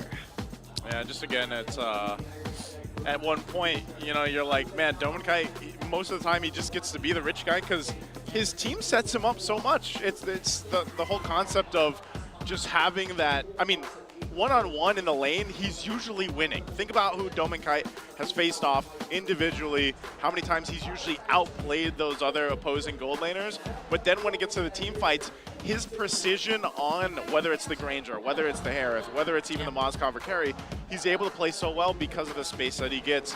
But, you know, you guys made a good point. Think how easy it is to be that Granger when the opposing team is clumping up because of how threatful a shadow kill was from BennyQT. So it's like, not only is he landing shots left and right, but then there's feathered airstrikes coming up from the artillery of, you know, of that setup. So it's just like things were lined up so well for BennyQT.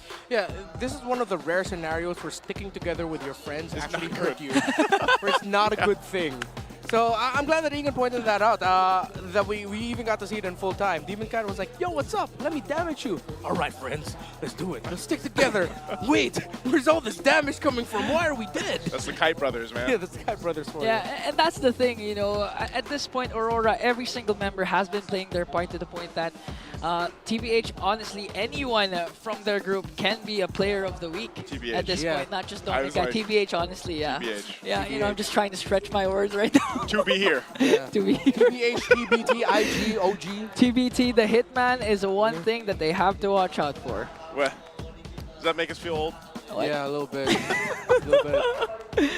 I mean, we have to hear what the TBH. young guns have to say. TBH, let's throw it over. Aming. 7 seconds ako, 7 seconds. Wala siya man. Oh, may kagat pa, may kagat pa. May kagat pa. Micro lang. Pero kay. The player na to. Nausap ko. Nice boys. Pirit. Turlord. Tapos ata, boy. Tapos ata to. Ingat ha, pre. Tower ba? Tower lang. That was so calm. Honestly, Yeah, that was the rare times I actually understood what was being said in the mic check. That's usually what the mic checks sound like. Yeah. And again, guys, we have a lot in store for you guys. Not just MPL all around the world. There are a lot of tournaments that we have to watch out for, like the SPS Mobile Masters, which is the culmination of the Snapdragon Pro Series tournament. The best teams from Southeast Asia, Europe, MENA, Turkey, Latam, and China will gather in Jakarta, Indonesia, starting on April 7th. The winner of this tournament will be dubbed Champion of Champions. So support our representatives, Onic Philippines and Team Falcons. Scan the QR code on your screens right now and buy your tickets. As a longtime fan of esports, it's so cool that we get to see a Masters level event finally for MLBB. I know, just a quick question later on, but guys, apart from SPS, there's also the Athena Cup happening right now. This is an exclusive league for female pro players and the official qualifier for the MLBB Women's Invitational. The tournament has been taking place since March 7th up to May 27th. Let's all support this growing league that empowers more women for our esport pros. Don't miss out on this amazing tournament. Guys, I was just about to ask, so if SPS will be crowned the champions of champions, whoever wins that, can you safely call them world champs? Masters champions. Masters champions. At the end of the day, the official world championship is still the M Series, but they are the Masters champions, and that is still a hella cool title. Yeah. I'm a master champion. I'm a master champion. And speaking of former champions, we have Onic Philippines again going head-to-head for the second time against TNC. Phoenix Army is going to be the battle between the 4th and the 5th place. Whose dominance will reign supreme early on? Again, thank you so much. This has been the English desk. Ingan, Naisu, and Renmar. But don't be sad because you'll actually see us later on for the next series, TVH. We're just going to have a quick break. And you guys can also grab a quick snack later on and watch the heated matchup. Once again, this has been the English desk. See you guys later on for a very short break.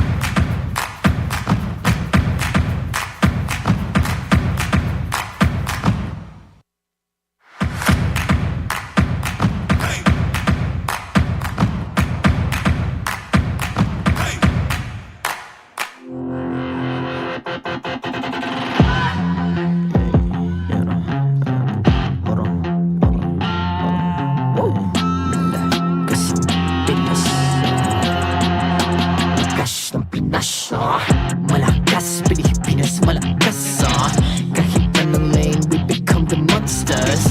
Malakas, Pilipinas, malakas face the golden sun and ribbon for the 3 stars. Look at us to the top, no ifs, no buts, winning any game para to sa PNAS. Di mo matitinag aming boses sa new level. Nasa kalye man o mobile, you know I become a legend. Open fire, we unite, we winners. Built with pressure, like diamonds are made of. Switching a lane na parang era, HP racing may reset. Built na katang buhat ni Hilda, full load SS parang Lyra. Susundan ko ang iyong bakas, kasama pataas, tagumpay natin to dahil tayo'y malakas para sa Pinas. Nasa amin ang lalas, hindi tuwa atras, kinikilala sa taas kasi kami ang malakas para sa Pinas. Nasa amin ang lalas, hindi tuwa atras, kinikilala sa taas, ganito kami sa Pinas. Wow! Hold on. Yeah, wala ka sa Pinas. We are laging MVP, no surrender, no retreat. Pag nagsama-sama, just imagine what we can achieve. Laging MVP, no surrender, no retreat. Giving 100 all my all, cause we just cannot be defeated. We are unstoppable, immune and invulnerable. Ready ang equipment, lahat frozen, malang crowd control. Pakita ko na jab like east to the southeast. Taas sa matawa, proud and loud, cause every enemy we devour. Susundan ko ang iyong bakas, kasama pataas, tagumpay natin to dahil tayo'y malakas para sa Pinas. Nasa amin ang lalas, hindi tuwa atras, kinikilala sa taas kasi kami ang malakas para sa Pinas. Nasa amin ang lalas, hindi tuwa atras, kinikilala sa taas, ganito kami sa Pinas. Wow!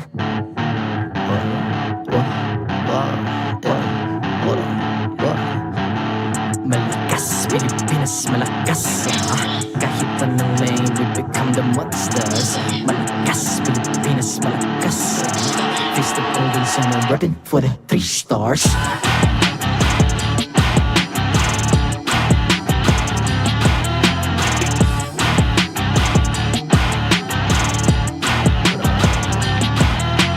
Ang lakas ng Pinas, we unite, be the stars. Ang lakas ng Pinas, we unite, be the stars. Ang lakas ng Pinas, we unite, be the stars. Ang lakas ng Pinas, we the stars. Ang lakas ng Pinas, we unite, we the stars. Ang lakas ng Pinas, we unite, we the stars. Ang lakas ng Pinas, we unite, we the stars. Ang lakas ng Pinas, we the stars.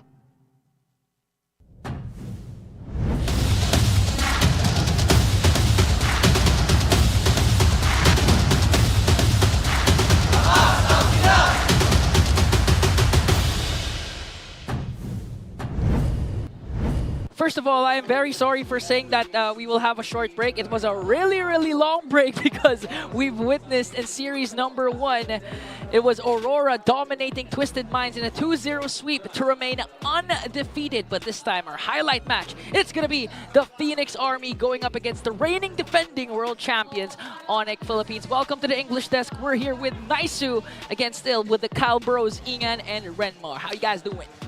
We're doing good. I think we got hydrated and adjusted because this is the series that I'm expecting is going to go the distance, not just because Chantel's over there, but yeah, I expect this one to go 3 games. Yeah, I mean, the last time we saw this time, this matchup, it was very close in the game number 2. TNC just slipped the lead that they held on to. They could have forced a game number 3.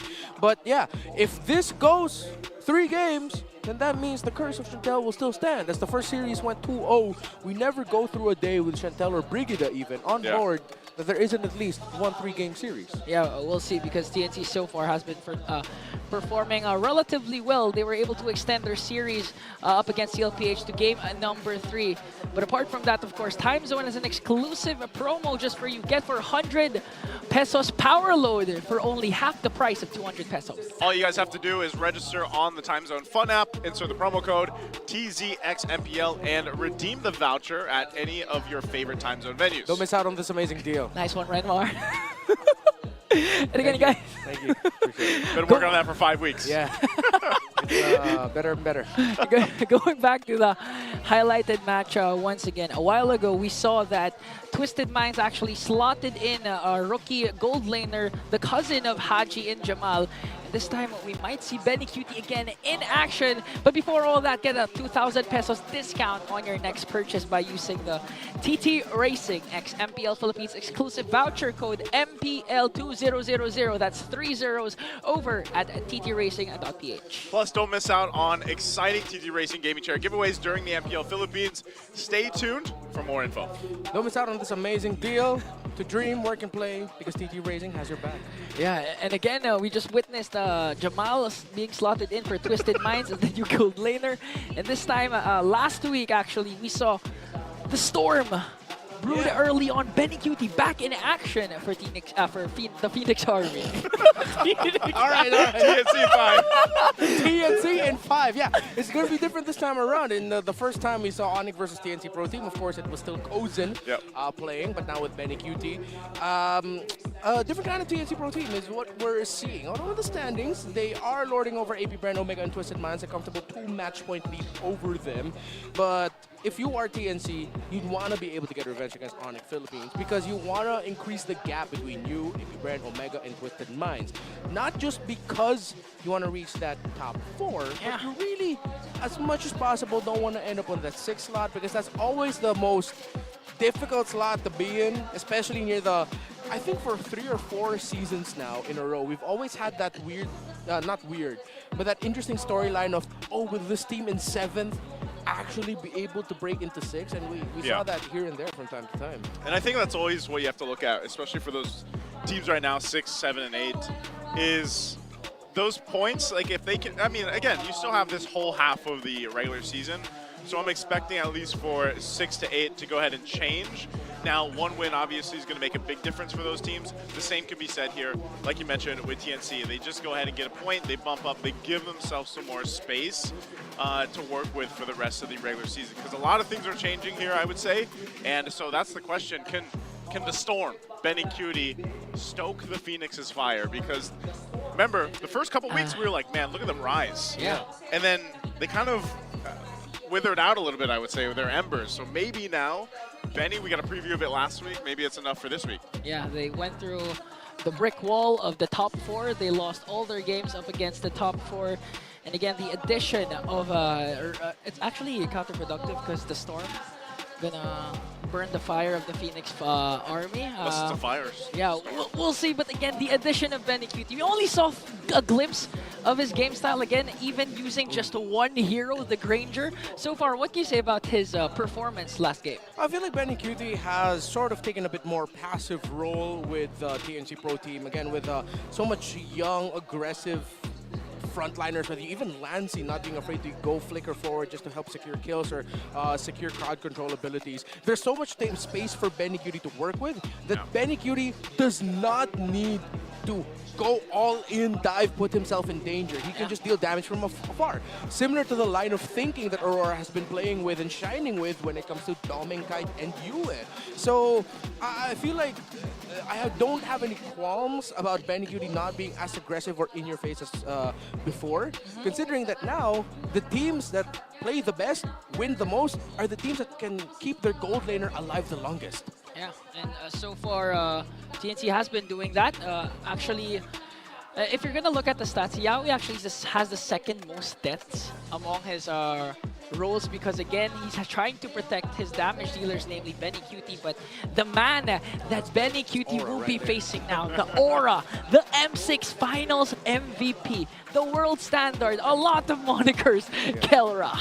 All right, so this is his mid-game stats. The first 8 minutes of the game. This is what BennyQT has to surpass, the standard that the gold standard has set. Average level by the time the 8-minute mark kicks in, he's level 9. 78 total kills, 23 of them in the mid-game, 55 of them coming after the 8-minute mark and onwards. You see the average gold to gold differential actually is 5,713. So negative minus 76 in the gold differential, meaning that he almost always has a comfortable lead or has a lead against his opposing gold laner. 59% as well in the kill participation. So Onic Philippines puts a lot of importance in Kelro's involvements in their major sequences past around the 4 or 5 minute mark when the laning phase is done and they need their gold laner to join in the fights. Yeah, considering the fact that compared to Season 14, our average game time now is 5 seconds above, and it's around 16 minutes. So you really feel the power spike of the gold standard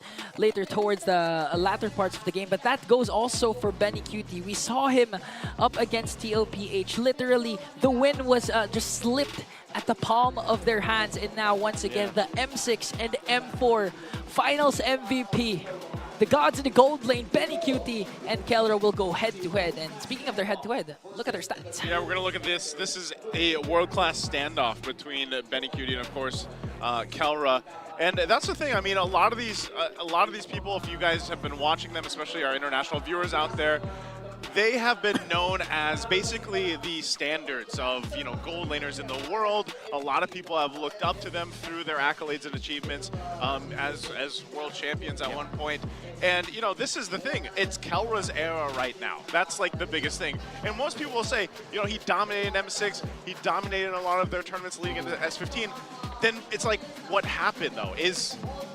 Was it a whole team thing? I don't think you can also just say that it was, you know, Kelro faltering in the gold lane. I think he still is mechanically very good toe-to-toe against all the gold laners. But obviously, Onic Philippines has struggled to find what made that super fam so strong at one point. It was Kelro himself that said, we are looking for that connection again. Yeah. And I feel like now that we started to see that last week, I'm wondering if they can continue it on into this week and ahead. Yeah, considering how TNC Pro Team, especially BennyQT, has sort of gone dad mode with this team. Yeah. And what I mean by that is that he knows there's already an existing connection and the chemistry with the other 4 members that he didn't get to play with for majority of the season since it was Kozen, and he still had to go through that whole route of be listed in MDL and then eventually be put into the MPL team. But again, he's like, you know what, kids, you gotta do you. You gotta do you know? Daddy Benny's just gonna be here in the back. I'll do what I can. Daddy Benny. But he's just in like a supportive dad mode for the rest of the squad. That's me. Yeah. Supportive dad mode like Naisu. Yeah. But again, one of the most hated community polls is standing right on your screens. Prime versus Prime. Is it the BennyQT Prime or Kelro Prime? Which one is better for you guys? What do you think, Ingan? For me, I have to say that I think Oheb. For me, it's Oheb. That's not biased. I don't want to answer this question, guys. We'll see later. They're going to duke it out in the Land of Dawn. But again, things you can carry in the Land of Dawn are these amazing battle emotes. Each of your favorite team has their own. You can get it for only 109 diamonds. Luckily for us, we have actual emotes that you cannot buy. It's exclusive for us, guys. Imagine if you went around your daily life and you just had these. Like, you could actually spam real emotes in real life.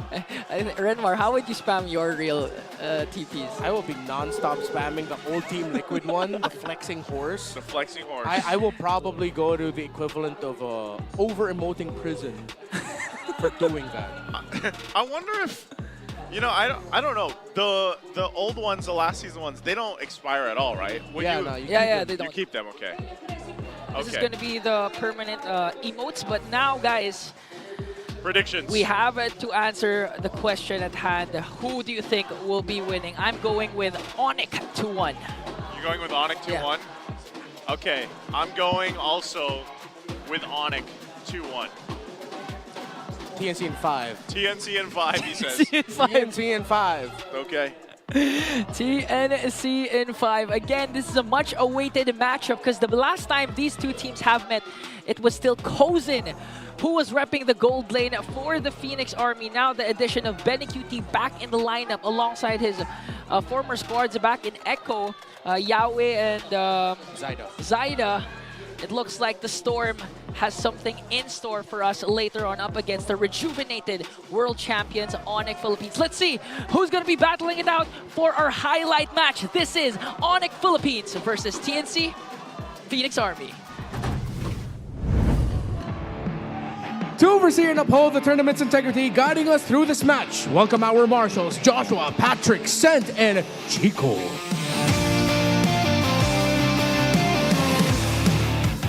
How high can the Phoenix fly and how far can Onic Time go? It's time for TNC Pro Team versus Onic Philippines. The XP laners, Lord JM, and the XP laner of the week, Kirk. The junglers, Zaida, and the jungler of the week, King Kong. The mid laners, Lancy, and the monster mage, Super Fringe. The roamers, Yowie, and the bruiser, Brusco. The gold laners, Bagyong, BennyQT, and the gold standard, Kelra. And their coaches, Coach Imba DJ and Coach Why Not. Matchup is now underway. Golden matchup underway para sa TNC. BennyQT para sa Onic Philippines. Kelra, step forward. BennyQT, the last time TNC faced off against Onic, hindi ka pa naging parte nun. Paano ka makakasigurado na sa inyo mapupunta ang panalo? Ano ang palag mo? Siguro ang gagalingan ko lang. Tapos wala lang masabi kay Kelra, gusto niya na lahat. Kelra, nasa iyo na daw ang lahat. You even got the victory against TNC last time. Ano naman ang palag mo? Ako, sisiguraduhin ko lang good investment ako mamaya sa game. Good investment between these two gold laners. We're about to find out. Fist bump, boys. Players, go ahead and proceed. Once again, para sa lahat ng nasa MPL Arena, make some noise for TNC and Onic PH as they go into this final match of the day. Kaya naman, casters, balik sa inyo.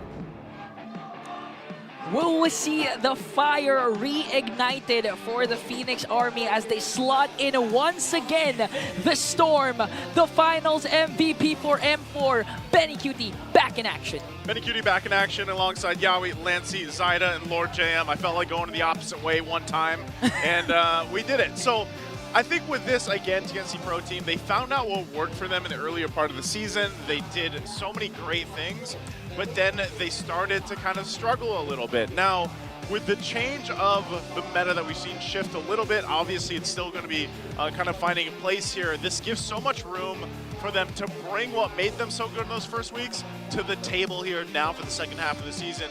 I think part of this too, obviously, is Lancy. Lancy is going to be that guy, just like we saw from the last series, where it's like Yue is popping off on these mages. He's got to do it for this team because he's against Super Friends here. Yeah, the Monster Mage has been monster still for Onic, even though, as Kelra and the rest of the squad has mentioned, they're trying to rebuild that super fam chemistry that brought them to the top of the MLBB esports mountain. And if they want to do that, they're going to have to look back at what made them so good. Their respect to their opponents and their capabilities to come back in a fight. And most importantly, their confidence when they're not overthinking, when they're not seeing themselves as champions still, and they play as if they're still fighting for that first championship. That's what makes them shine, and that's what Coach Why Not is looking for this squad ever since they went on that rough patch. Maybe part of it was, you know, going back to that connection and everything else. Maybe it was King Kong bringing his hair back. He's back to he's back to the black hair. I think he got rid of the red hair.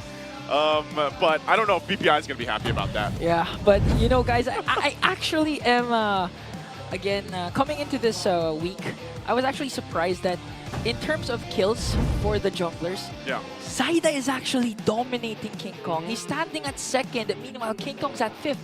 And if we're going back to Renmar's point that the Super Fam wants to go back to their final form, we know them by dominating through getting kills, by getting level 15 early on, even before 9 minutes in. So will we see that version of Onic up against Phoenix Army? There's stuff. Time and pacing has changed. So many eyes on Onic Philippines means more teams know how to deal with Onic PH. Yeah, and now we're gonna check out how these two teams are doing before we head on to our highlight match. Ito pre, huli ko! Tingin no! Para kaya ko yung Moscow ni Jom nun yung nagta-teleport na ano. Ubus tayo dun. Mamaya magtubig kayo ha. Tubig kayo. And double press abot! Nakalimutan ko yung payong ko, pre. Pakuha. Baka bagyan tayo. Bagyong Benny, 4-3. Naku, may tanggol. Patay tayo dyan. Bang! Bang! Eko! Eko! Yun o, ang palag mo, BennyQT. Ang palag to, may payong akong dala. He brought an umbrella. Yep, that's what he said in the last one. He's up against a storm, he has an umbrella. I hope it's a strong one. I mean, again, the head-to-head matchup of these two teams, they have to take into account what they need to do coming into this game. Yeah, TNC Pro Team, just let Benny break him. You provide the space already, keep that up. But if you can put yourself in a drafting spot where he ends up with a Granger again, heroes that shine with holding the back line, Moskov, a carry that's well supplemented, give Benny all the possibilities that you have. Hero strategy so that he can break Onic. Match your old standard Onic PH, what brought you to the top. But that might be easier said than done. So one way that you could do that, remember that your jungler is also your main guy. This goes for both teams actually. As much as this is a gold lane centered matchup, junglers, that stat on Zaida, the fact that King Kong is still trying to catch up on Zaida in terms of the kills, see if you can draft around that idea, that your jungler can get kills and snowball for the team early on, so life for your gold laner is much easier. It's not a one-man show, it's a whole team, but you also got another ace up in your sleeve every time, and that's your jungler. I like the one for TNC, the BBT. Benny break them. And again, at Renmar, I do agree that it is going to revolve around the junglers. That's why I want to ask you, is it still viable or is it still possible for a 9-minute level 15 for the junglers, considering that there was a major patch that just happened last week? Yeah, we have seen that, but with the adjustment of how much gold that you actually get from the crab, maybe you might see that go down a bit. We'll have to check it out, see how many times we'll actually be able to see level 15. But one of the reasons why the super quick farm scaling has sort of died out in MPL Philippines is that, again, with how Team Liquid Indonesia and Onic Philippines set that standard in terms of how fast you can farm, teams have adjusted, they've learned, they grew, and they know how to shut that down. Going back again to the first time Aurora went up against Onic Philippines, Demon Cat was able to shut down the rotation of Onic Philippines, meaning that there isn't enough for King Kong to steal in the jungle of Aurora. So things like that, pretty sure TNC Pro Team have already prepared for. Earlier in the season, we mentioned that TNC feels like they're looking at the world's best and saying, we can do it too. What DLID and Onic Philippines brought to the table to become the finalists in the World Championship, we can do that too. Their only question now, their only major point is refinement and improvement in that regard. Yeah, and the major step, or the first step, might actually be going for the blue side. TNC selects that for them. A lot of power picks at play here, considering the fact that, again, Kalea can now be picked. We saw it earlier in the hands of the Merman, the Hitman, the Healman, Renegade in game number 1 up against Twisted Minds. Will we see Kalea again come to play as we approach the first drafting phase of game number 1? Phobius and Louis removed right away, and Onic has to really ban out the Fanny and the Matilda on the red side. It's not banned out yet, so maybe TNC is trying to opt to go ahead and grab it, and we see Yawi play the Kalea at least in game 1, unless Onic Philippines decide. And maybe for some teams, again, they've had plenty of time to go ahead and prepare for this, so it's like they've got to weigh what they're willing to go ahead and give up. Now, for the most part, if the Kalea is still open and we see TNC grab it, that's the thing, those jungle meta picks, and like we mentioned, you know, those are your main guys. That's what we want to go for. So the Suyo is banned out from Onic Philippines. All right. The Joy will be available for Onic PH later on, but they have shown that they are also willing to play things like the Alpha. But let's see if their preferences in the jungle has also expanded, considering that they have to consider taking away the Nolan and Haya for Zyda. Two great picks for him. Kalea, of course, is going to be the first pick for TNC. And let's see what they decide to give Super Friends later on. Definitely, I'd want to see Onic have a little bit of priority towards the Gatot Kacha. At this point, it has to come in through the first phase of the draft, considering that they play with it really well, and they need a strong, revitalized hero at the center of the map against a Kalea. If ever they're not going to lean towards that idea, though, they can still go Jawhead at some point. But for sure, the Granger is already in the minds of Onic PH. You know, Granger and Jawhead sounds great for Onic, because if we're going to go back to what King Kong credits to his amazing gameplay, is that the control Brusco and Super Friends has over the mid lane, but this time they opt instead to go for the Joy and the Granger. Oh, we might see the same beast back in action with his signature Joy. We might. Part of this too is, again, you know, we have yet to see, obviously, because Kalea just became available, what kind of compositions you can build around this to be exact. And at the same time, since the Harith is banned out, and that's the matchup we're so used to seeing, the Granger and the Harith, what do you think will go in the hands of BennyQT here? He still has the Irithel as an option if he wants to match it lane for lane, the usual go-to. But they don't go for their gold laner yet. They decide to pick up the Hanzo, and that's what they're going to match up against the Joy. Considering that TNC or Onic Philippines have a very strong backline focus mentality with Super Friends and Kelra, I think the Hanzo is actually a fantastic choice. Meanwhile, you get the Badang for Lord JM, meaning it'll make TNC Pro Team, or Onic Philippines rather, think about banning out the Vexana, considering that's one of their go-to combinations with the Badang.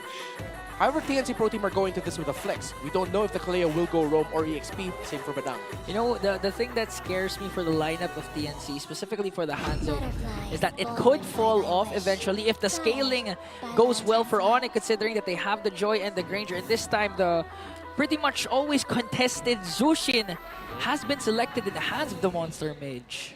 I operate under the school of thought that Jushin is a little bit more, how do I say this, friendlier to let through in the current metagame. And now going up against the Hanzo, don't see this a lot, but let's see how it's going to fare for the Jushin. Because I know the Hanzo will deal enough damage at some point to just blow that Jushin up. And Jushin is never happy with assassins on the board. A Hanzo is a ninja similar to Hayabusa. They have different kits, I know, but when you think about it, it's sort of pretty similar. So the Jushin usually isn't happy about that. Yeah, basically if you're alone, you can expect that you have to drop your phone and wait for the death timer. As we've seen with what MP the King was doing in game number 1 up against Aurora. Which is... He even mentioned this nicely that he was using the bite skill as an execute. He was taking souls, man. He was snatching souls. But that was Renmar. Oh, that was you, sorry. That was Renmar. But my point was, even when MP had that kind of game, where at one point he was like, what, 4-0 on the Hanzo? Again, this is still a 0% win rate. This is a hero that hasn't popped up too much. And yeah, it might be able to go ahead and get some pickoffs and everything else, but again, at the end of the day, if you get worked around to the point where you're just getting a kill, but your team is dying, you know, it's going to fall apart really quickly here. So Hanzo, for me, is still a big risk that teams are willing to take and see if they can actually make it work. Now, we haven't seen teams do that just yet, so maybe it's TNC in game 1. You know, after the adjustment to Beatrix, could this be the time that we start seeing Beatrix once again slotted in the meta? Attack speed Beatrix is an absolute menace right now. Let's see if they're going to consider that. With the Moskov taken away, last best options are the carry and the Irithel. Yeah. There could be a thought or an argument for Brody, but against laning against the Granger as a Brody is a little bit meh. But when it comes to the latter portions of the game, it might actually be okay. As long as they have another source of strong poke damage. With the Hilda picked up here, TNC Pro Team will now think about, okay, are we going to go Vexana or Farsa? I want them to consider the Vexana more because it's a tested proven and tested combo with the Badang. And then their gold laner, yeah, it's either just the Irithel, Beatrix, or Carry. Asterisk on the Brody. Maybe. Again, we saw the adjustments. Right now, Brody has been phenomenal when it comes to positioning because of the adjustments of the added movement speed that he gets. But still, they're gonna go with one of the signatures of the Storms, but the Storm in carry for BennyQT. Vexana is the call of Renmar for Lancey's pick, paired up with Badang. Might be a good option, but they still go for the Valentine. All right, they decide to go for a bit more close-range dive. This will provide a little bit more space for BennyQT, but risky for Lancey. Let's see if he's gonna commit on the ultimate of the Joy or the ultimate of the Jushin as what he's gonna get. To counter blow for blow, they might actually consider picking up the ultimate of the Jushin more for the Valentina. Especially if they can get rid of Super Fritz, utilizing the Hanzo. Yeah, exactly. Will Jawhead be a good option for Onic, considering that? Either a Jawhead or a Gata Kacha is my consideration here for Onic Philippines. If you want to go greedy, go Jawhead. If you want to kind of more sustain with the Revitalize, Gata Kacha might be the job for Brusco.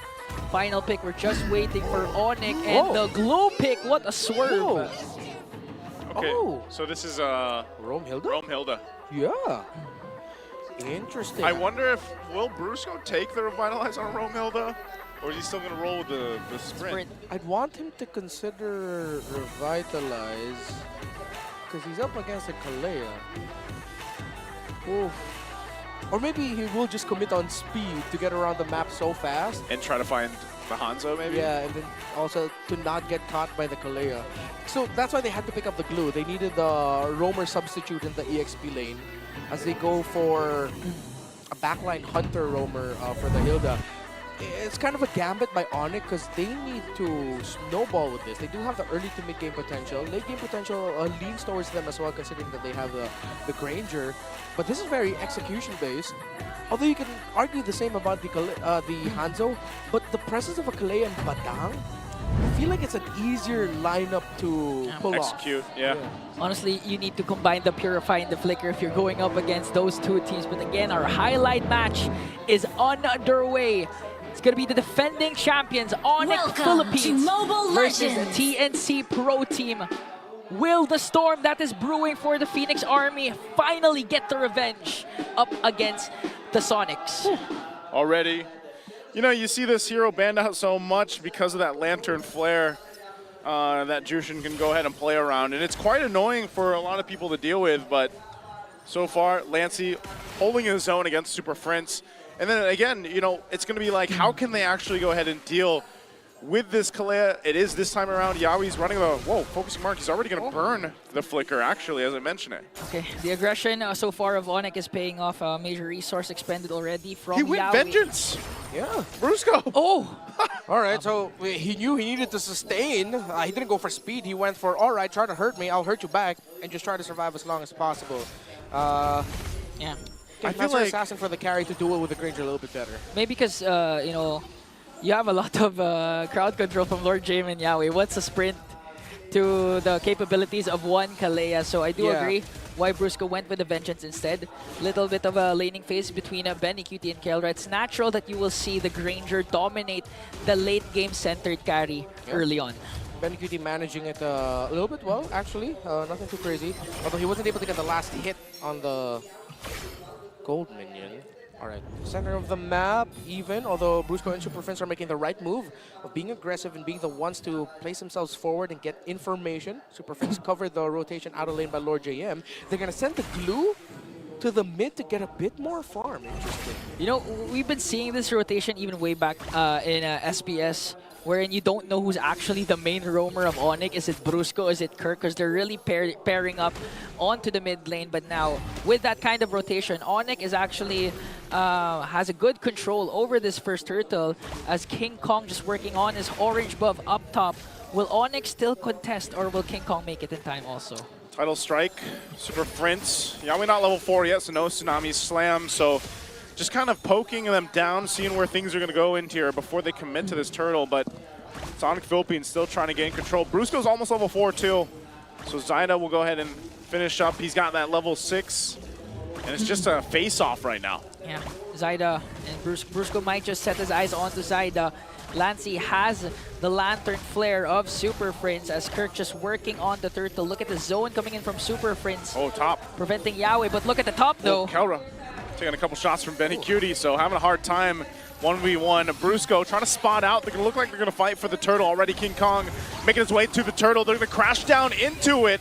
And there's the Tsunami Slam on Brusco, but Kirk gets the turtle. And they're going to fight, force the fight under now the tier 2. Brusco won't be able to get that last hit on Yawi, and they disengage.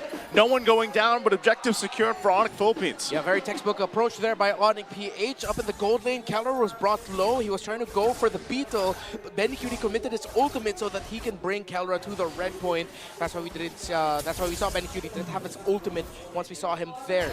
Once he got to the turtle fight, though, it was just a great zone out by Super Prince and Brusco. And Kirk actually decided to hold back from being in the front line. He stayed in the back alongside King Kong to help with the entry of Zyda, and miraculously, Kirk was the one able to get the last hit on the turtle. Let's see if Onic PH will decide to commit into this line of thought even more. Oh, they're going to crash down. They get the flicker out from Lord JM. The beats already popped. Super Prince could be in trouble here. He's going to whittle down, and he gets his soul snatched out of him. A good response there for TNC. Not minding Lord JM anymore. They went for a bigger fish. Super Prince will fall down. He didn't pop his Purify. But still, Onic has a 1.1k gold lead, and a lot goes to the fact that they have two chunky heroes in Brusco and Kirk that Redmar mentioned earlier can interchange roles, wherein Brusco, paired up with his Vengeance, actually zoned up Zyda by himself. And now Onic Philippines, we haven't seen so far any amazing plays coming in from the Beast, but this might change though, because again, the control of the mid trio, and when I say mid trio, you don't include King Kong because Kirk is in the picture. There's the Retribution. They want to go for Super Prince again. Retribution used. They get the beacon out though. Yep. So that might be okay for them right now. Let's see if the ultimate will be back. 15 seconds on the timer. I think Super Prince will not have his ultimate in time for this turtle, while Lancey also doesn't have his. Trying to see what ultimate he has now. He does have the, bottom lane. I think he was holding on to the beacon now. Fist crack, fist break, gonna be used. Lord JM could be in trouble. Oh! He's trapped under his own obstacle. Traded now for the turtle. Turtle will be secured by Zyda. Now looking for another fight. Vengeance gonna be popped from Brusco. Looking for BennyQT. Can't get the kill. So again, now Zyda picking up another one. All right, good decision by Keller to actually not show himself and join in that fight. Of course, a deceptive reach because of that rolling wave that the Kalea has in her kit when she jumps up in the air and can reposition.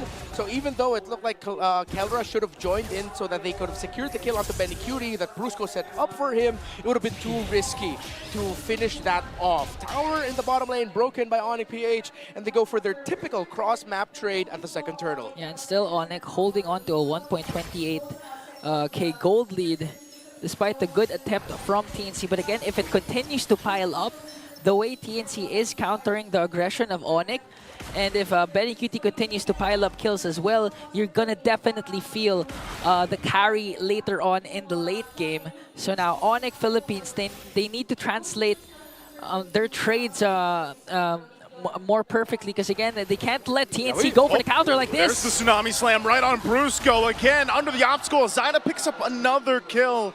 The combination from TNC right now is just on point, and they're able to get Brusco. I was wondering, because he picked up Vengeance earlier, I felt like he's just going to feel really kind of heavy, you know, around the map.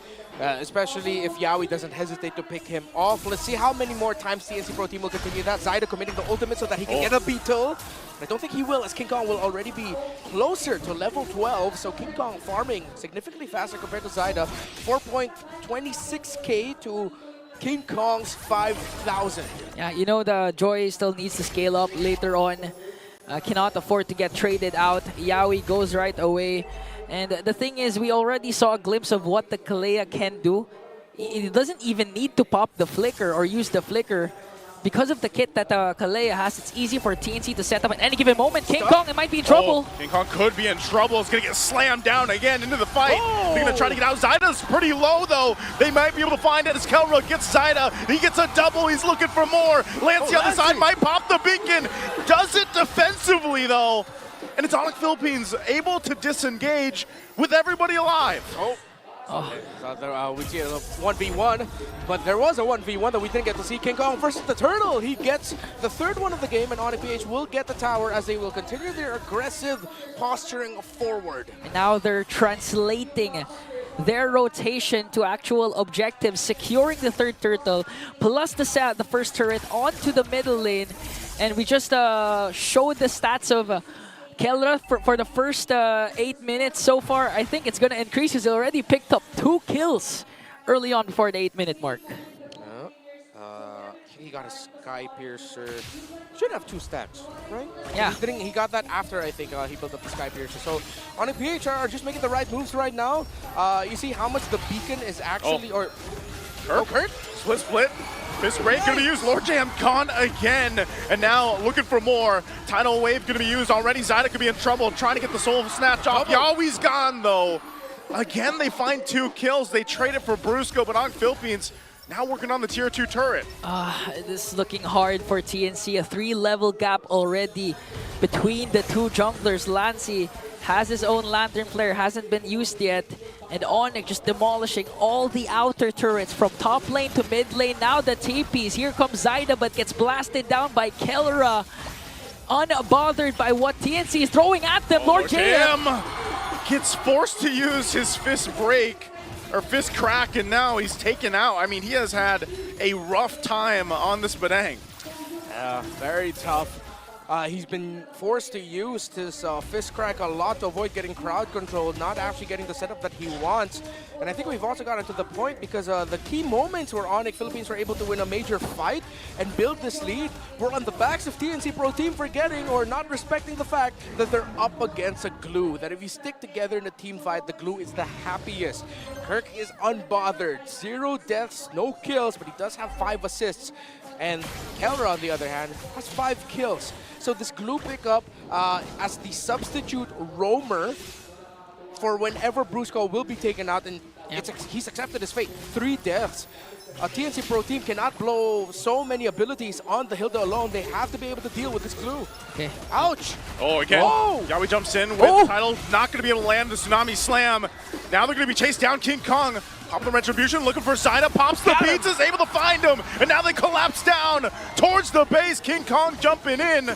Lancy holding on to the beacon still. And it's Onic Philippines. This is the green light for them to take the Lord now. That's the good use of the availability of the Purify. Kelra was actually zoning out and being the front liner of Onic because he knows that he has an escape if ever Yawi tries to go in.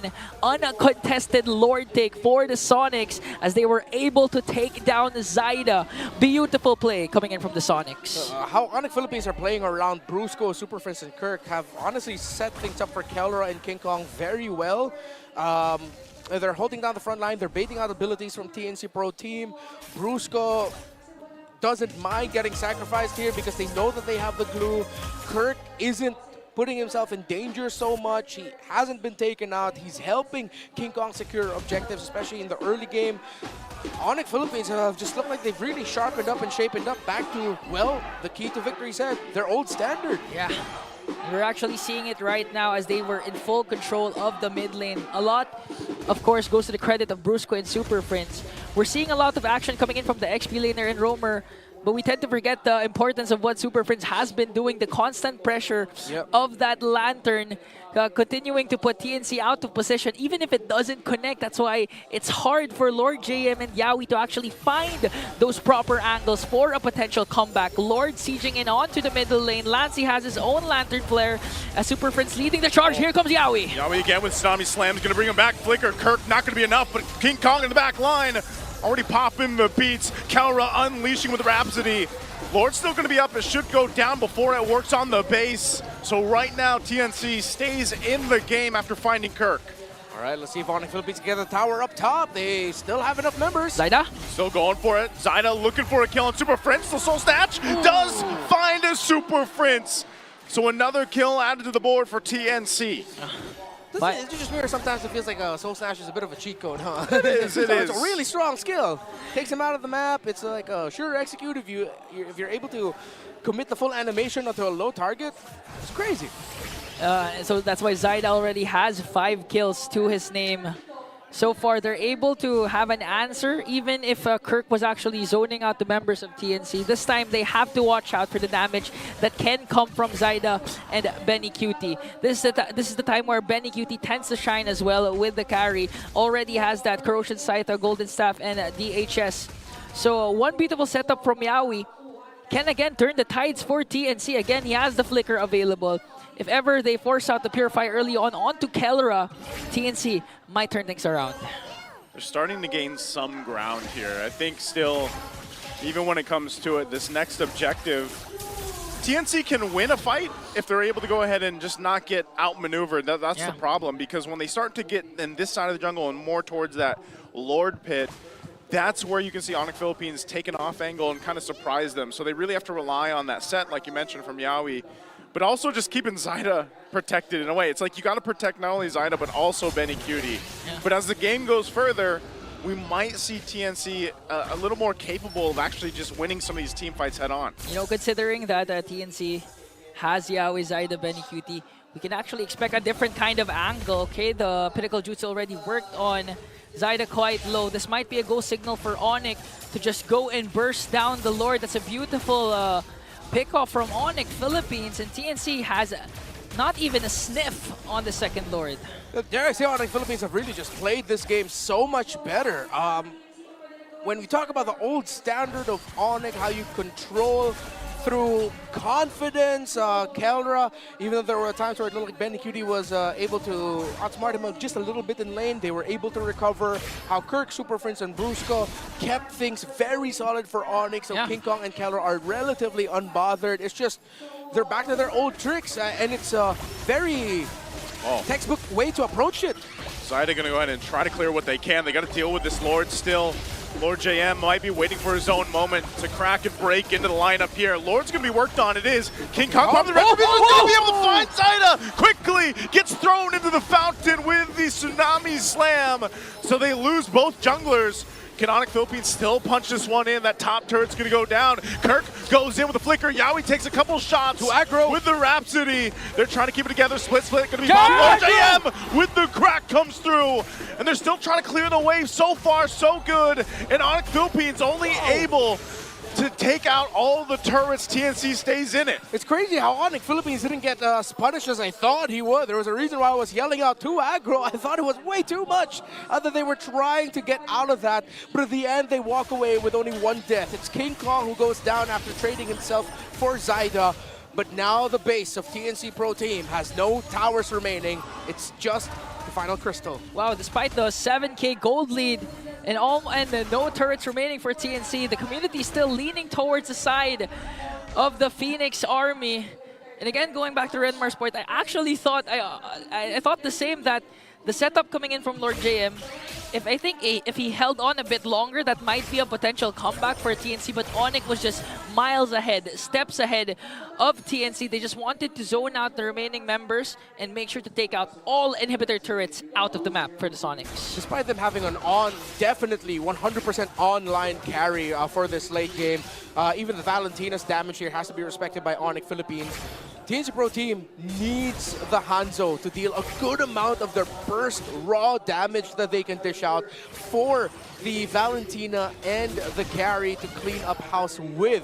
So I think that's why Onic Philippines and especially King Kong went into that with the mentality of, you know what, I'll trade myself for the Hanzo, because even without the Joy, Onic Philippines will still have the Granger, and even at this point, the Juicin has a respectable amount of damage. But right now in 20 seconds, both teams need their junglers because third Lord will be up for grabs. Consecutive Lords, TNC wasn't able to contest because Zyda was low. The Pinnacle Jutsu already used up and got bursted down immediately by the members of the Onic Philippines.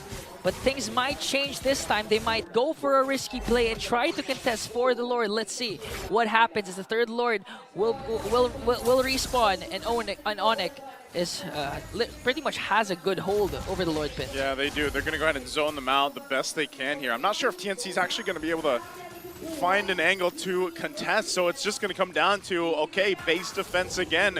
And honestly, with the lineup they have, that might be their best chance of turning things around. Whoa, Conceal going to be used. Not sure where Yawi's gonna go. He tunnel strikes in. There's the tsunami. He's gonna be able to find him down. They have enough damage to take out Kirk. Now Kelra firing off the backside. Super Fritz jumps in with the beacon. He'll bring with Lord JM back. Now Lancey takes too many shots to the face, but he's gonna be fine. King Kong will jump in with the retribution and gets the flicker out. So all this, the 1-for-1 trade, Lord JM for Kirk without the XP laners, but the Lord is crashing down the mid lane.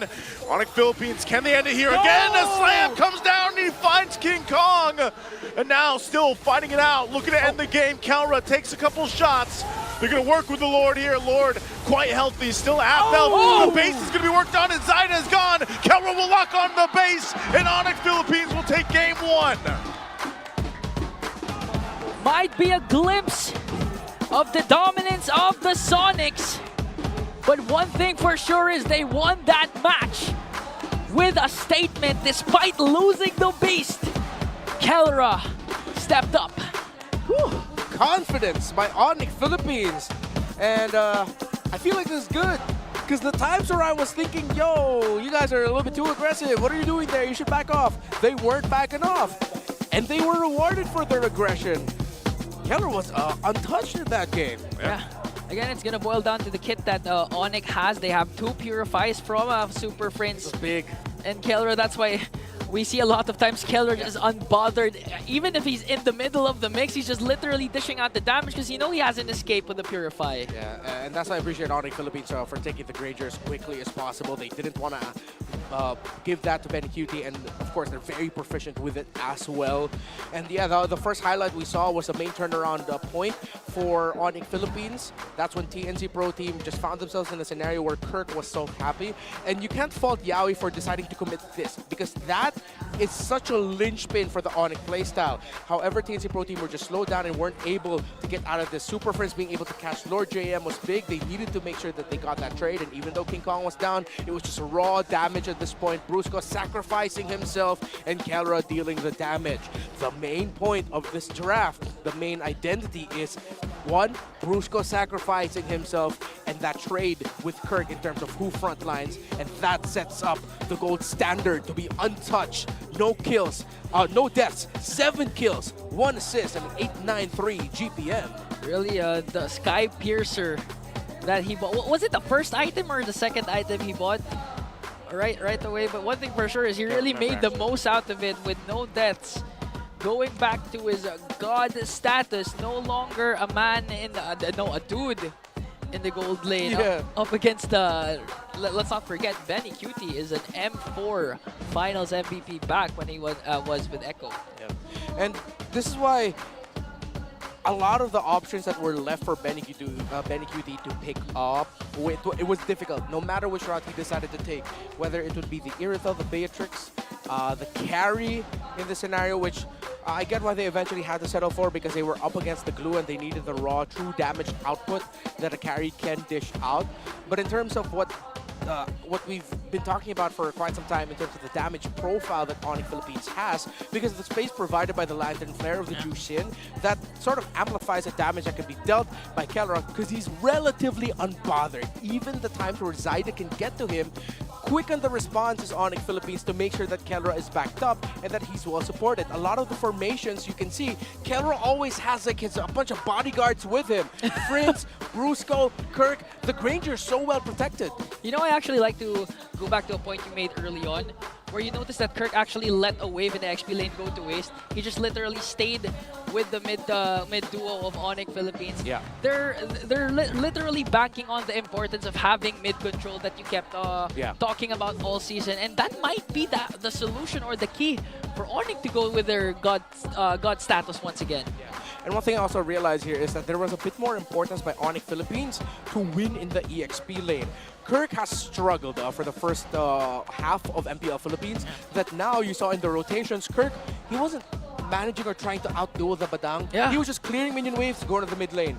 The one time we saw King Kong go for a big gank, where was it? In the EXP lane to try and take down Lord JM, which they were able to trade out the turtle. I believe that was turtle number 1. So let's see if Onic Philippines will continue this, that they need to help Kirk out more and really need to empower Kirk to allow him to empower the rest of the team.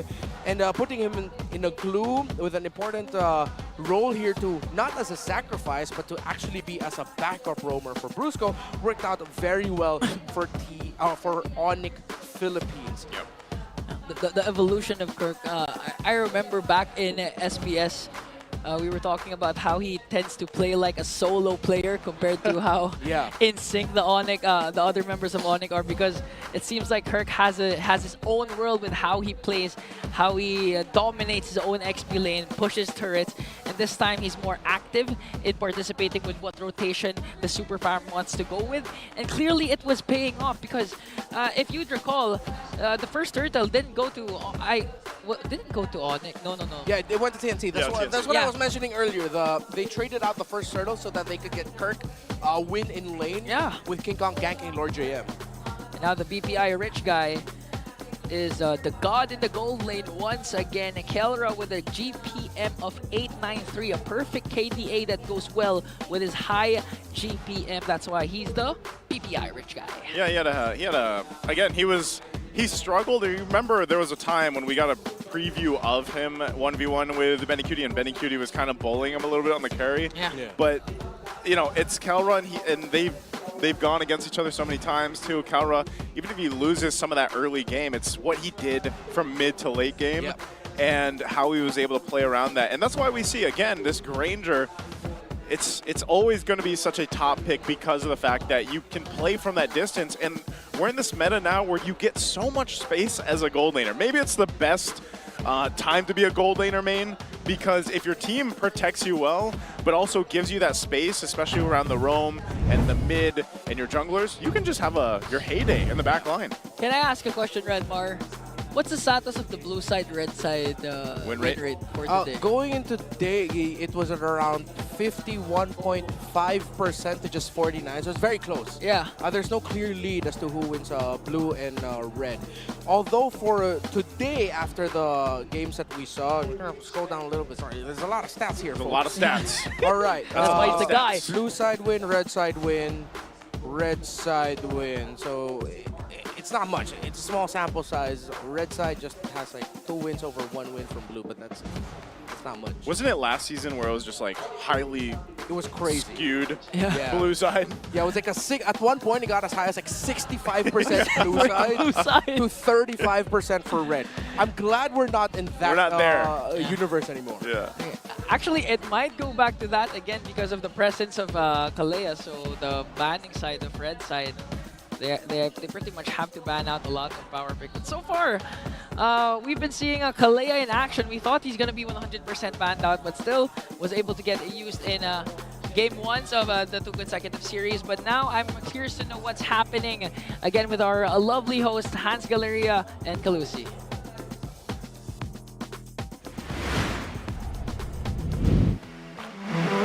Ang super frown ng Onic Philippines!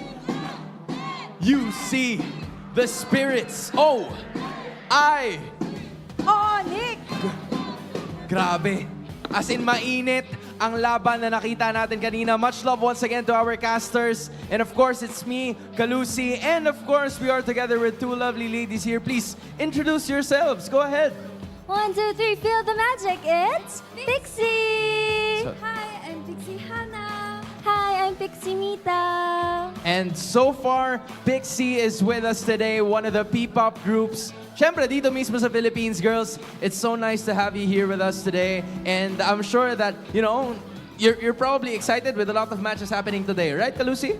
Yes, I'm curious. First time nyo ba manood dito sa MPL Arena Live? Actually, I'm a fan of MPL. So, matagal na po ako nagpupunta dito. But Hannah it's my first time coming here. Oh, first time! I love to see the support. Hannah, how was it like watching the first game, right? I know it's your first time being here on site. How did you feel about that matchup? Tense? Yeah. All right. There's like, wow, like everywhere. So, Oh yeah, for sure. There's a lot of that happening right here. Mita, is that the same thing para sa'yo? Ganun din ba yung experience mo every time you go here? sobrang fun talaga ng sagutan ng fans. Yun talaga yung parati kong inaabangan every time na pumupunta ako dito sa... Nakita ko nga like tumatayo rin sila. Like nakikipoksa Nadadala rin sila, no? Oo. Ako, gusto ko malaman, naglalaro talaga kayo ng MLBB? Yes po. Sinong favorite hero nyo? Okay, ano ko mid laner. So, lagi kong ginagamit si Lilia talaga. Mid laner si Mita, Tama okay. ba? Ikaw? Lane po. Gold lane? Gold lane. Okay, para ik siya to be specific, Siya. right? So, para lang magkaalaman, what's your rank? Last season. Ayan. Last season, just to be sure. Kasi po no last season, medyo na-busy kami. Ng 26 points lang inabot ng Last season, Mythic 26 Busy pa sila stars. nun. Opo, busy Oo, ka busy ka pa nun. Ikaw naman. Mythic 60 po. Mythic 60 stars. Parang nasa maling profession ka yata. Pwede kang pumasok. I mean, yeah. Parang pwede dito, no, Hans? Oo. Ikaw ilang stars ka ba last season? Wag na nating Wag na nating pag-usapan. pag-usapan. Wag na nating pag-usap. Ne, joke lang. 48. Papasa naman. Papasa naman, Oo di ba? naman. Pwede na. I think I wanna know more about your time being, P-pop artists. How do you find time to be able to watch still? Kasi I'm sure you guys have a busy schedule ahead of you. Actually, we do have like 1 day day off, right? Okay. Rest day namin na we can do anything. So, today is Friday. So, it's our day off. So, nakapunta po kami today. Usually kasi may events kami ng weekend and weekdays is our training days. That's fun. Grabe, Hans, sinispend nila yung day off Oo. nila para lang manood dito ng live. It's so nice to have you girls here. How can the rest of our MPL fans actually find you? Like, where can we follow you on your socials? Because I assume you have a lot of events, right? So, go ahead and tell them everything. Well, you make sure to follow our official accounts, social platforms at MPL PH on Facebook, TikTok, Instagram, and YouTube. And also, stream our debut single, Iced Coffee. We just reached 200,000 views right on social media. So congratulations, ladies. And I am sure na mainit pa rin ang ating mga fans na nasa likod. Buhay pa ba ang Super Family? Everybody is A-okay. This is still Onic Philippines going up against TNC Pro Team. Casters, balik sa inyo. You know, that all-access segment just goes to show that the Philippines is the strongest region, because even our P-pop or even the influencers, P-poppers. artists have higher ranks in Mythic. Might even be higher than you, Redmore. Yeah. Why you gotta put me on blast with that, bro? You know what? They Nah, higher than now me, too. I take that personally. Watch me hit 100 by the end of the year. But by the end of the year? By the end of the year, not the season. I just dude. I gotta stop playing solo queue. It's No, bumming me out. Solo, you get better in solo queue. No, you don't. You do. There's If- nothing to learn in solo queue. No, you get better. I play all the roles. No one knows how to play around me. I'm done. You turn into let me do it. Like Yeah. that's What? how you play. I'm gonna set up for a Hanabi Layla priority pick. What's that? How is my juicing supposed to be happy with that? I'm done. Hey, guys, if you want to ease Renmar's pain, just make sure to hit him up and play with him. And don't prio Hanabi, please. I mean, you can. You can, yeah. Just play properly.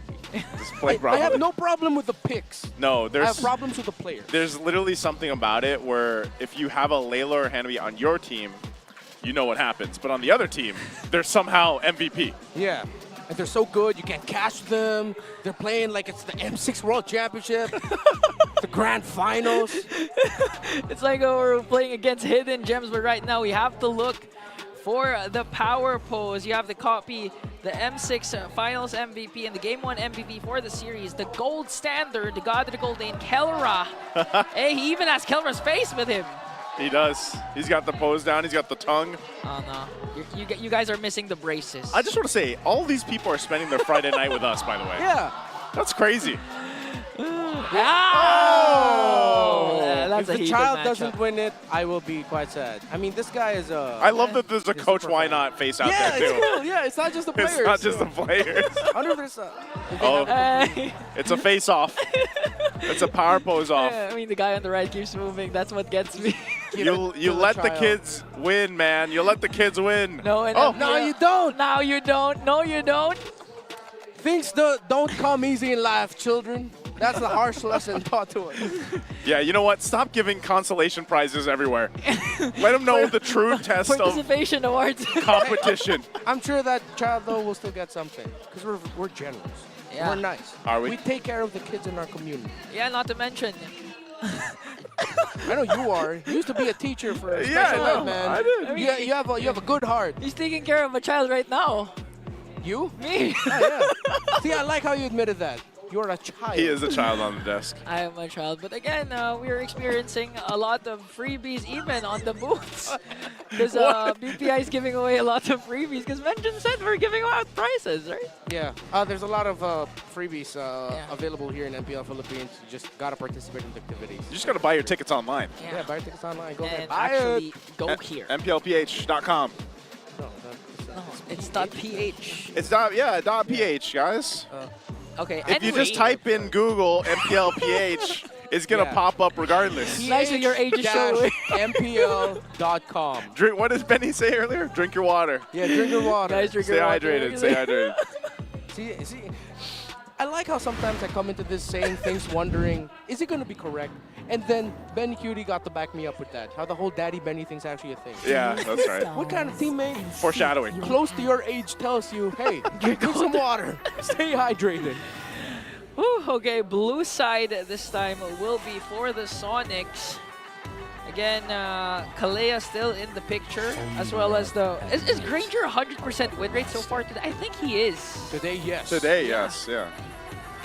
That must be the most powerful picker right now so far. So Cecilia is out of the picture, respecting the late game capabilities that TNC can pull off later on. A final ban for TNC. A lot are still on the board. The Chip, the Granger, the Kalea. Honestly, if I'm TNC, ban the Joy so you can pick the Granger on the first two picks. Okay, they take out the... Take out the Kalea. This happened last series too. You go Second game Granger. she was banned out. Just go Granger. Keller, I know you want it. What about the Suyo though? Give the Suyo, get the Joy. Yeah. Same lineup a while ago. Yes. No, but if Onic Philippines get the Granger, TNC can go for the Joy. The main trade I'm looking for here is Granger and Joy. So they go for the Suyo. TNC Pro Team will 100% get the Granger. If we do not get the Granger here, I'll be asking questions. There we go. And they get the Cho for Yaoi. Oh, let's go. They're just literally clapping every time he picks it. Even the super fam cheered for that. They're like, how "Alright." that's how hype it is. Yaoi gets a Cho. Yeah, last time we saw Yaoi with the Cho. I mean, one of the last times was up against Aurora, where we witnessed the Cho down. He won one game with the Cho. Now he's making now he's looking to make it 2 up against Onic. Onic, there's still Jawhead for Brusco, yeah? Yeah, Jawhead Suyo is such a deadly combo. There's the Hereth though, and the Jushin again. Yeah. I'm getting my wish where Jushin keeps getting that through. I just have to keep reminding myself that Jushin exists now as a pickable hero. We're so used to it getting back. Exactly. I keep forgetting to call the Jushin. So it's Hanzo still. There's something about Hanzo that teams are What is it about Hanzo, man? I mean, towards the mid game, especially before... that's a big 0%. Yeah. Before the 9 minutes, Zaida was actually performing well. He ended the game with 5 kills to his name. Maybe it's a yeah, cheat but code. they're getting kill trades. It's the cheat code. Yeah, they're getting a -1, but that's it. I don't know. I'm not the pro player. This is where we brainstorming on. Yeah, okay, fine. Why? It might be a different time because right now Yaoi has the Cho, so it's not just Zaido who has to use the Pinnacle Ninja first. The initiations can come from the Cho. Okay. So the ultimate won't get person down right away. To be fair, they were also doing a good job of, or at least Zaido was doing a good job of taking away the ultimate of the Jushin early, because you can commit your ultimate to force an ultimate out. That's one of the best things about the Hanzo, because he gets the cooldown of his ultimate is so short. Yeah. You get it so quick. So maybe that's why Hanzo's coming up in the big right now, considering that the ultimate of Jushin is one of the best things about her kit. But it's not the best thing. The best thing is still her second skill. Yeah. As long as you can take her out, I think you lose a lot of that kind of utility that gives. Yeah. But I don't know. I think maybe some of the teams obviously are going to continue. We see this Hanzo like picked up, and that's the great thing about it is we already talked about the addition of Kalea will change this draft. So that's what we're seeing. Like you mentioned with the Jushin popping up again, there's space for some of these picks now to kind of come up. Gatot, Jawhead. Hylos. One of the options that Brusco can go with. Maybe even the Hilda later on. But let's see what's the final ban of TNC because they took out the glue of Kirk. I'm thinking Onic can go for a Hilda Gatot or a Hilda Johet. Those are them. For TNC, I'd want to see them pick up like a CC. Yeah.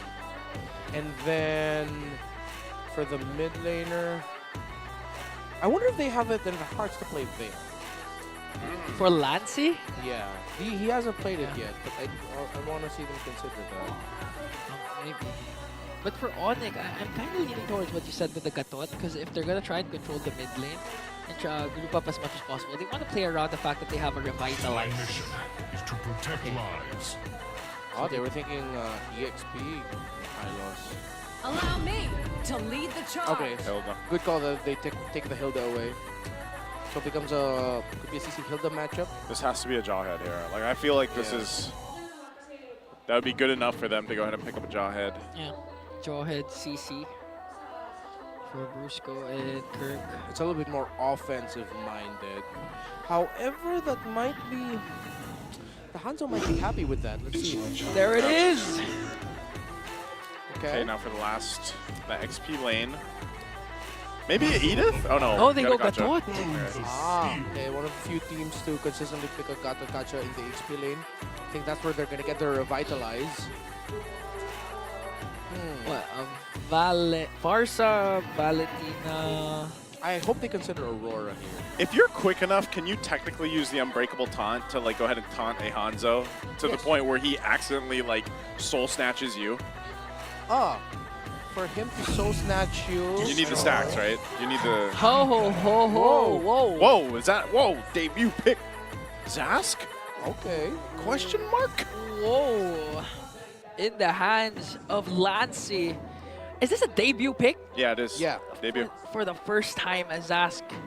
We saw a couple of Zasks last season during Season 14, but this time it's the first time and will be played by Lancy for the side of TNC. Match point for Onic, and they decide to go for a debut pick. That caught me by surprise. I get it. Yeah. One of the reasons why I suggested Aurora is one of the mid laners I look at if you want a mid laner that can deny at least one pick-off attempt because you'll have your passive.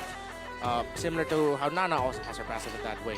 But the Zask goes with that line of thought too. You toss the Zask and you're not able to blast him fast enough, he'll just be able to dominate their descent and cancel out the pick-off that the Brusco will set up. So I like that thought. Let's see how it plays out in practice. Yeah. Game number 2. Welcome to Mobile Legends. Underway, match point for the defending champions. Will TNC this time flip the script and try to extend it to game number 3, or will Onic finally ride their momentum and continue their winning streak? There's just something about Zas that just doesn't look right. I mean, I don't know. It's like he's in a costume. Like he's not actually an alien or whatever he is, but... The true aliens are the friends we made along the way. What? That's true. Don't forget to grab the new skin, by the way, for MPL. Prismatic Sentinel. I like how he went straight into a plug for a promotion. Whoa! Oh, he gets caught! Oh, Lancey. Already popping the flicker. Okay. Yeah, he does get caught. King Kong is level 4 now, though. Oh, they are tearing through the jungle of TNC Pro Team. Well, we got to move the... we got to take a look at this. They are just... And this is maybe the plan against the Hanzo. Just put as much pressure as you can. Yeah. And you see where Kirk went to immediately go into the Beetle so that he can spot out the info and see if they can try to deny a Beetle away from Zyda. Is he even going to be able to hit level 4?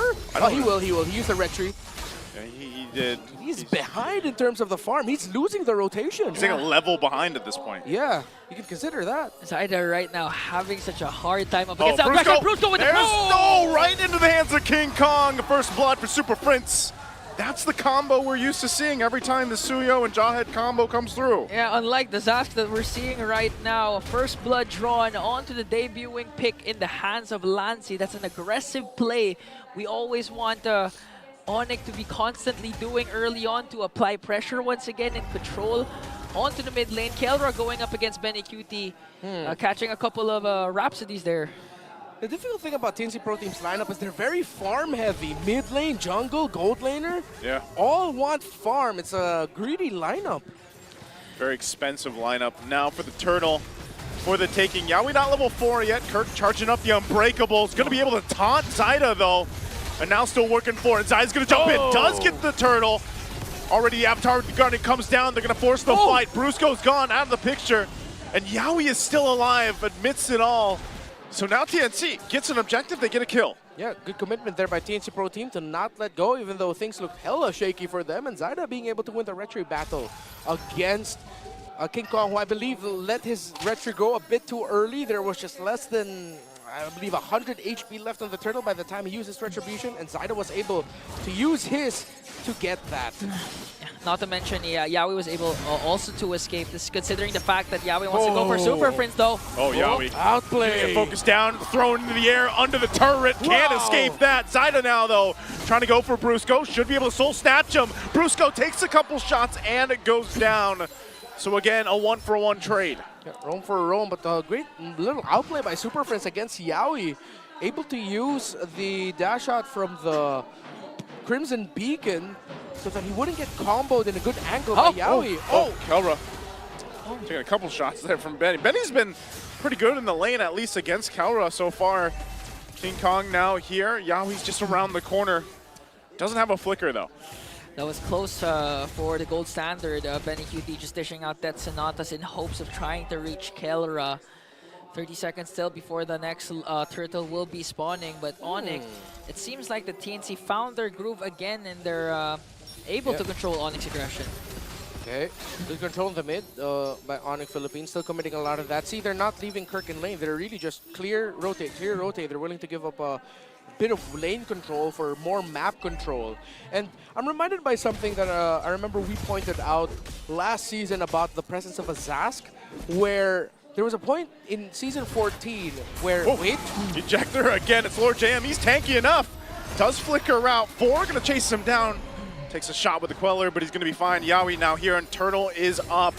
Yawi jumps in, finds Liberty Kondo. Avatar of the Guardian going to go in. They Unbreakable. Zyda's looking to cap off the kill on King Kong. He stops him, though, and Zyda goes back. Kirk gets the Turtle, and now they're going to be on the chase. Super Prince keeping them at bay, and TNC really bad fight there for them. Oh, okay. They might set their eyes on Yawi here, Super Prince. Yawi jumps in, still Super Prince. Zyda goes in once again. From the flicker, ejector, but it's Lord JM. He's tanky enough. I'm not sure if that's who you want to focus down. Lantern's going to be there. Here's Kelra. Comes in to pick up the kill. Finally taking out Lord JM. Good control by Onic Philippines.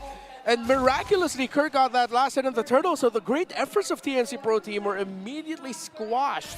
Kelra sacrificed a bit of control in the gold lane. He got a kill, but BennyQT was not able to take down the tower. As I was saying earlier, before I was interrupted, Lancey with the Zask. There was a time last season where the Zask actually made Hariths have a hard time in team fight. So let's see if that comes into effect. Yawi again with the Way of the Dragon. They're going to crash down. He's going to be in trouble. Super Prince can't last. He goes down. Great setup from Yawi. Well, it seems like a Cho Hanzo combo is almost a sure kill, especially with a Soul Snatch on the right target prepared by the Cho. So that's new learning for today. Yeah. So far, TNC still finding ways to even out the score 3-3 as we look at the Infinix hand cam. So this time, this is a good sample of Infinix hand cam because there was an instance last week. We saw an Angela, a hand cam this time in the hands of Zyda as well. And going back to Renmar's point, the aggression of the... Oh, wait a minute. What are they going for this time? Brusco won't be able to survive. The Zyda is on a point. It's the combo we were just talking about, man. It's almost a guaranteed kill. Yeah, Hanzo and Cho, okay. So Hanzo really shines well with the pick-off style heroes. No wonder why they went for that Yawi, Kalea paired up with a Hanzo earlier on, and they're trying it this time around with a Cho. Okay, so Skypiercer just built up by BennyQT. We can start counting his stacks easily. Doesn't have a kill just yet. Zyda with the golden staff already. This Hanzo is online, and Onic Philippines needs to watch out for it. Okay, 1-for-1 in terms of turtle takes, but now TNC Yowi's Might got just a be able to flicker. take it away. Yowi! Goes in, gonna kick the wrong way though. Now he's gonna be punished. Zyda also jumping on in. Kirk trying to get the jump off of the Avatar of the Guardian. It won't. Dominator's Descent already gonna be used. It's gonna be enough to zone them forward. Kelra firing off under the Zaman Force. We'll be able to clear it. King Kong gets a flicker out, takes a couple shots with the Rhapsody from BennyQT. Zyda waiting, but the turtle secured by Onic. Now Lord JM on the run. King Kong's gonna be able to find Lancey, and he takes him out. Still looking for Lord JM. He's left alone, and Benny's gonna jump in, able to find King Kong, but now Kelra comes on forward. Yowie wants to fight Jikundo. The kick in the wrong direction again. Not able to find Super Prince, and now Kirk joining the fight, jumps in with the Avatar of the Guardian and Zyda, waiting for the rest of the team to follow on through and helps him escape. Zyda goes back, but he's not going to push any limits any further. That clash was long. Imagine Yowie was the first man down. He was back on track once again. But 2 consecutive off-angle kicks for the show really spelled disaster for TNC. They were able to get a couple of kills, but you're seeing the effect of the greedy lineup. If the kicks don't connect, it's hard for TNC to answer back. Yeah, but they were able to hold on long enough. Kelra, a great entry. How the Zaman Force come back just in time. Gonna get the right angle. Super Prince, if I'm not mistaken, got to flicker away so that the trajectory of the Way of the Dragon by Yowie would get changed. So Onic Philippines are respecting the setup of the Cho a little bit more. You see how fast they were able to collapse onto Yowie in the initial pickoff that he went for. He wasn't taken now, but then they were able to counter things out. So it's a push and pull. There's no clear winner here. Here comes Zyda. Zyda, I think he's just going to clear that out.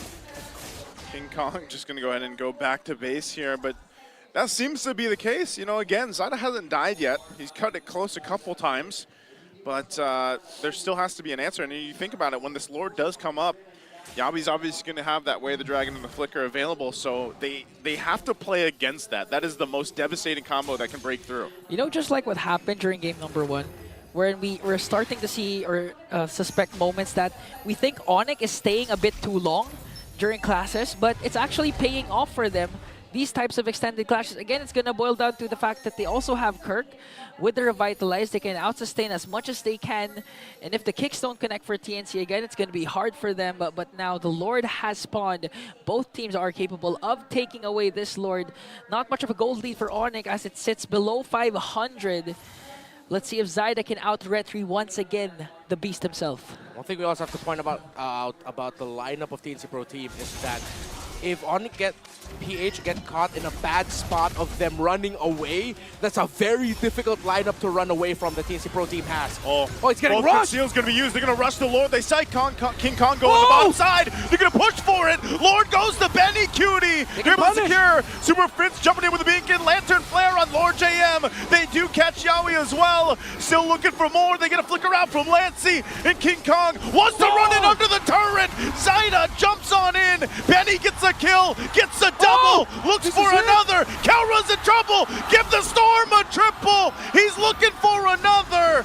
And he comes in with the Maniac. Can he get the Savage? Super Prince can't bob and weave away. The Storm is online. Sometimes gods can fall to the power of nature. The Storm is back with a Savage. TNC marching on. They have minions onto the middle lane. Lord sieging in at the bottom. And TNC, we've been waiting for the Storm.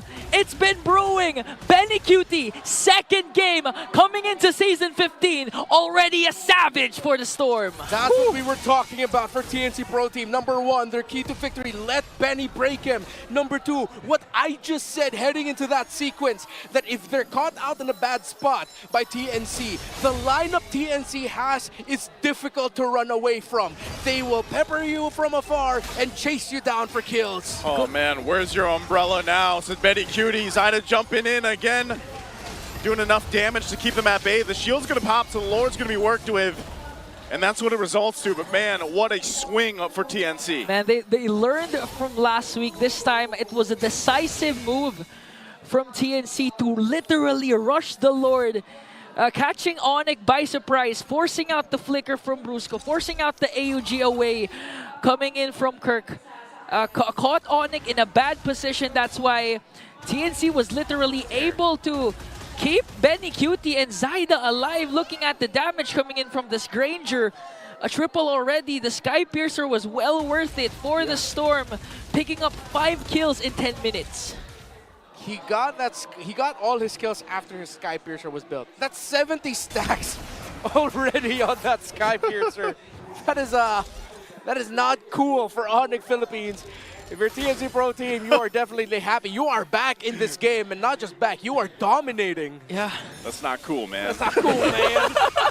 If you're Onic, that's a shot call now. Hey, guys, that's not cool. It's not cool. 4K gold lead already for TNC. Now they're just literally waiting for a perfect opportunity to strike. Third Savage of the season. First one by Super Marco. After that, it was Kyle. And then now the third one by BennyQT. Man, and this is second week just back in the MPL. Yeah. Again, we saw the comparisons between him and Cal. Oh, there's the kick again. I mean, he's not going to actually pull the kick. Goes in with the G Kundo. But they just want to go ahead and keep things at bay. The Lord is coming up in a couple seconds. TNC with the favor here. We'll see if they can keep it in their favor. So Super Prince going to be in trouble. Zyda goes in. Kirk's gone. So Super Prince survives, but they lost Kirk. Crucial kill for TNC. An immediate response from Zyda. 308 already with a Hanzo. Will Onic be able to contest? They're covering every single ground right now. They have to defend this upcoming Lord because TNC, again, with a decisive play to go for the strike as they take down the second Lord. Yeah, right now, if you're Onic, you've lost your timing, your conditional window.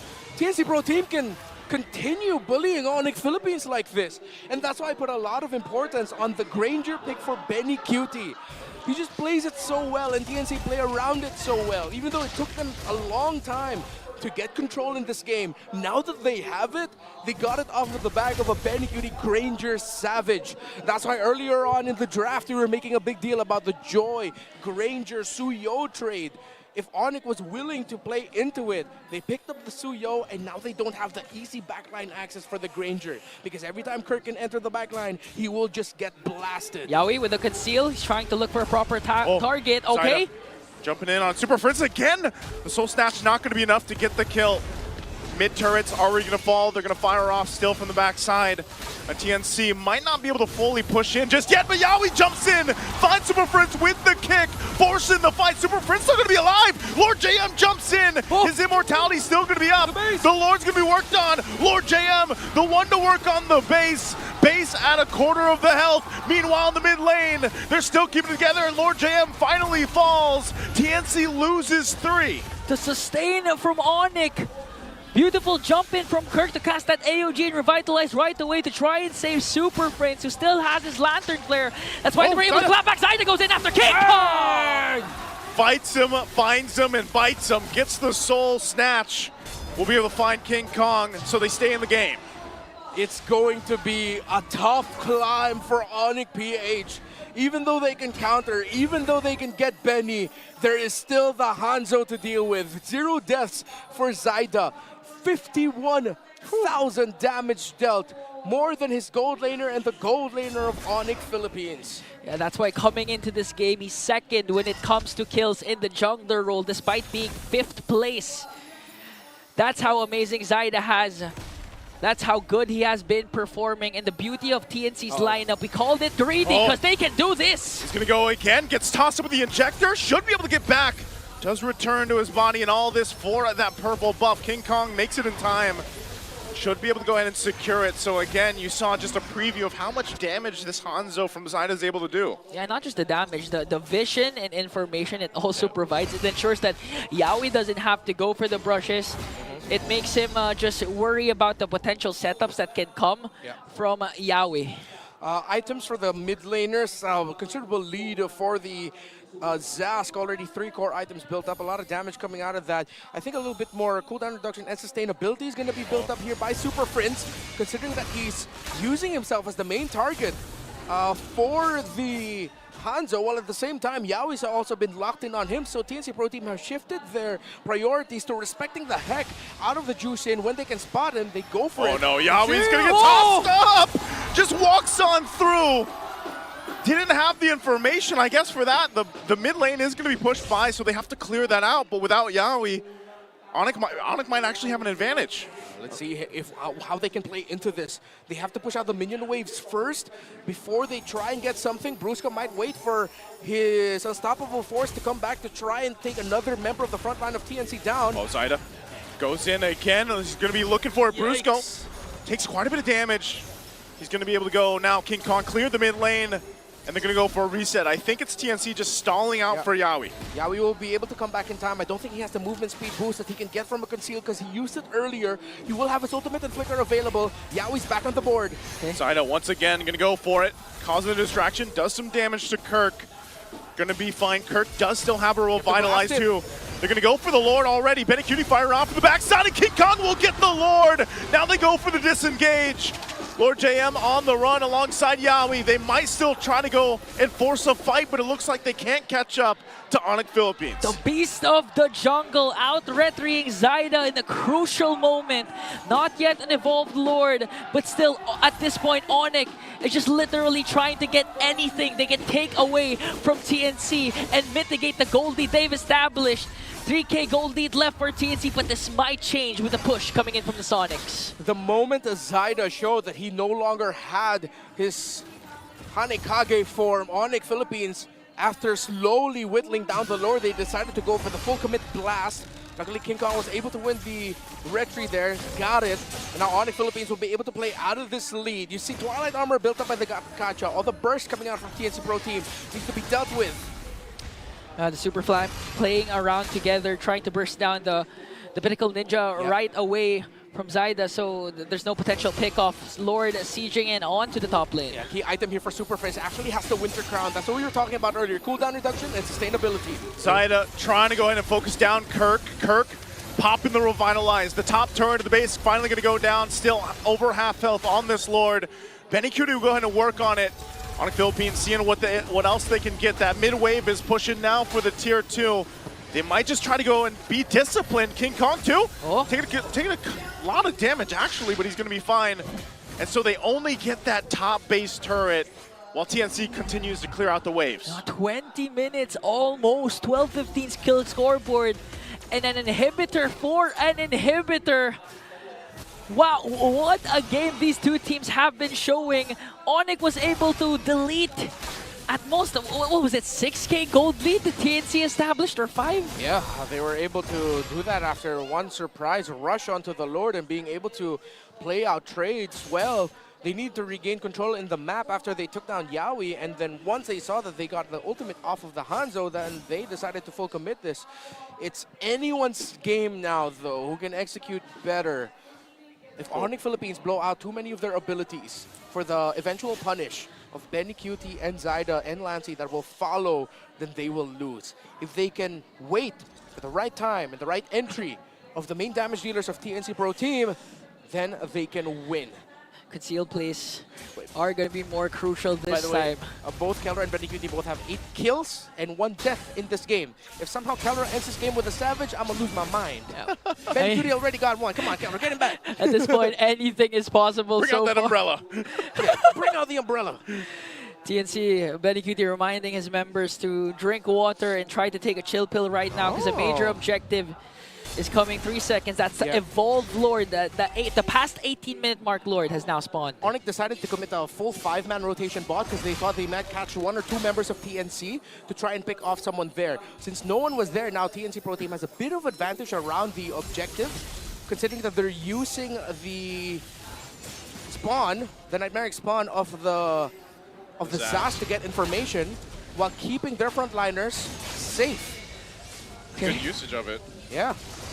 Onic holding on to this Lord. It's going to be a matter of who's going to set up first. The conceals are ready for both of these teams. Still no one full committing on this Lord. Yeah. Look at Yawi. Yawi. This could be the last Lord of the game. Might be trying to, gonna get spotted out. King Kong finds him. So again, Conceal. Rome's holding on. Conceal gonna be Yawi's gonna miss. Unfortunately, now Brusco popping his own conceal. They're gonna go in. It's already Zyda. He actually has to back off. So both Romes not able to find those setups they were looking for. So we get a reset. Yeah, we was thinking that King Kong would actually step back, but no. King Kong just stood there saying, now what? You overshot your Jeet Kune Do. The real Sigma showing his mechanical prowess. 30,000 HP for this Lord. The Conceal and Flicker was burned for Yawi. Kirk burned his AOG. And that mechanic was standing, not moving. Pure mechanics. Pure skill. Sometimes that's how you win the fake out, man. Okay, the side-link minion waves for TNC Pro Team do not look good, especially that one at the bottom. So a little bit more advantage for Onic Philippines once they see that's one up top. They know the Zaz is at the bottom lane, but they're really waiting for Zyda. The ultimate of that Hanzo. It's so important for a condition right now for Onic to full commit this. Okay, Latsi. This time in the picture as Zyda already gets his orange buff. Oh, resets again. Yeah, great handling in the map right now by TNC Pro Team, though. They're doing everything they can right now, although they see that the Hanzo, you already used the ultimate. Oh, they might burst this down. They're going to be able to go. Lancey trying to get the Dominators sent out. They can't rush it. They're going to give the signal to go, but Zyda's now back for this fight. Yawi? Am I looking for the angle again? Conceal going to be used. Won't be able to find King Kong that he's looking for. Still has the immortality. Brusco's going to toss him in the air. Zyda trying to help with the revitalize. Is going to be enough to heal them out as Yawi goes down. They get the flicker out. BennyQT will fire off from the backside. He's zoned out from the team though. Now Zyda trying to help Lord JM. Rest of his team's gonna be there. BennyQT, immortality, and gets tossed in as he goes down. Now Benny's gone. Super Prince dealing with Zyda, pops the winner's crown. And this is Onic Philippines now able to take this Lord. They took out 3 members of TNC. Wow. But Lord JM's still there. Look at the push on the bottom side. They're gonna go ahead and try and end it. They're not gonna go for the Lord anymore. The last time we saw this, TNC lost the match. Onic decide to full commit this. Can they actually win it through here? They still have that wave pushing on top. They don't care about a Savage. They don't care about a Storm. Onic Philippines comes together to sweep the series. The Storm may have gotten a Savage, but what are the laws of nature to gods themselves? Onic Philippines now riding on a 4-game win streak. Slowly going back to their God's form. Once again proving that the Super Fam will always reign supreme. Damn good game. Woo. That was a really great game of LLBB, folks. They broke Chantel's, her blessing or curse, whatever you want to. Her streak, her 3-series streak. In the game where BennyQT got a Savage, Oh, TNC man. lost, and that's not because TNC messed up or anything. Onic Philippines just like flipped the switch in their brains, and they were just playing in God mode. And that's the thing, that's the scariest part because Onic, TNC literally didn't commit that much mistake. It was really Onic trying to utilize and maximize what they have and just really outperforming at TNC. That's the sign of a champion, the sign of a god. But still, props to TNC for really performing very well up against Sonics. I really want to hype up the King Kong escapes from Yawi. The first one stood in front of Yawi, forcing him to overshoot the Jeet Kune Do flicker. And the second one was him having a strong sense of going like, yeah, Yawi's gonna be there. Let me toss my dagger to escape. And the moment that Yawi already got to where King Kong was, the dagger was tossed out and King Kong was safe. You go back and look at those highlights, King Kong was wilding out for that. Just watch this. I honestly call that the mental mechanics that the Beast showed us, but now I have to see what the winners have to say for their amazing performance. 4 matches straight. Super Fam, here are your winners, Onic Philippines! Gentlemen, congratulations and maging parte naman kayo dito. Yan, dito naman tayo sa kabila. Alright, 4-match win streak. I know you guys are very happy about this. Kelra, it was a truly intense series kanina. 2-0. Naka-savage na si BennyQT pero nakuha nyo pa rin yung panalo. Talk to us about the communication. Paano ba kayo hindi na-tilt nun? Siguro yung ano talaga, kaya nabaliktad pa namin kasi nandiyan si Bruce Goat. Sino? Bruce Goat. Si Bruce Goat. Andito sa likod, Bruce Goat. Bruce Goat. Paano ba yun? Ano ba yung kwentuhan nyo nun nung na-savage na? Was it over? Next game na ba? Ano ba yung mindset nyo during that time? Sabi ko sa kanila, tiwala lang, huliin ko yung Granger. Huhulihin niya lang. Tapos yun na yun. Actually, since nandito na rin naman kay Brusco, Kalusi, may nakikita kasi ako sa social media na parang may durugan na mangyayari bukas. 'Di ba? Si ikaw tsaka si Rene J. So yung sabi niya nung nakaraan, dinurog ka naman daw niya nung una kayong nagkaharap. Gagawin niya lang daw ulit. Ano naman yung rebat mo dun? Para sa akin, parang siya dapat yung bumaki sa akin kasi last season wala pa siyang panalo eh. Oo, mainit. Pasaway ka, Brusco. Pasaway ka. Lipat na natin kay Coach. Coach. Lipat natin kay Coach Hans. Ikaw na muna, Coach, ha? Coach, para sa'yo, Coach, given your rocky start ng first half ng regular season, paano mo naman i-rate yung level of competition this season compared to last season? It's a lot better. I mean, kitang-kita naman, iba yung hype ng mga teams ngayon. Liquid with Oheb, Benny, pinalakas yung TNC, and Aurora, I think, speaks for itself, 8-0. Pero apart from that kasi, yun nga, titinan mo last week, Twisted Minds, nahirapan kami. So I think competitive talaga lahat. And, you know, as a fan of the game, nakakatuwa, nakaka-proud. Pero yun nga, papatunayan namin na kami pa rin. Malakas pa rin ang Onic. And speaking of rocky start, paano nyo naman na-maintain yung culture nyo pa rin as a super family? Ayun pa rin. Siguro sa pamilya kasi nga masaya, magkakasama, madalas, alam mo yun, laugh trip, etc. Ngayon na medyo rough, nandun kami sa point na nagsasabihan kami, mainit ulo, ganyan. Pero alam namin at the end of the day, isa lang naman kasi goal namin ni manalo eh. So,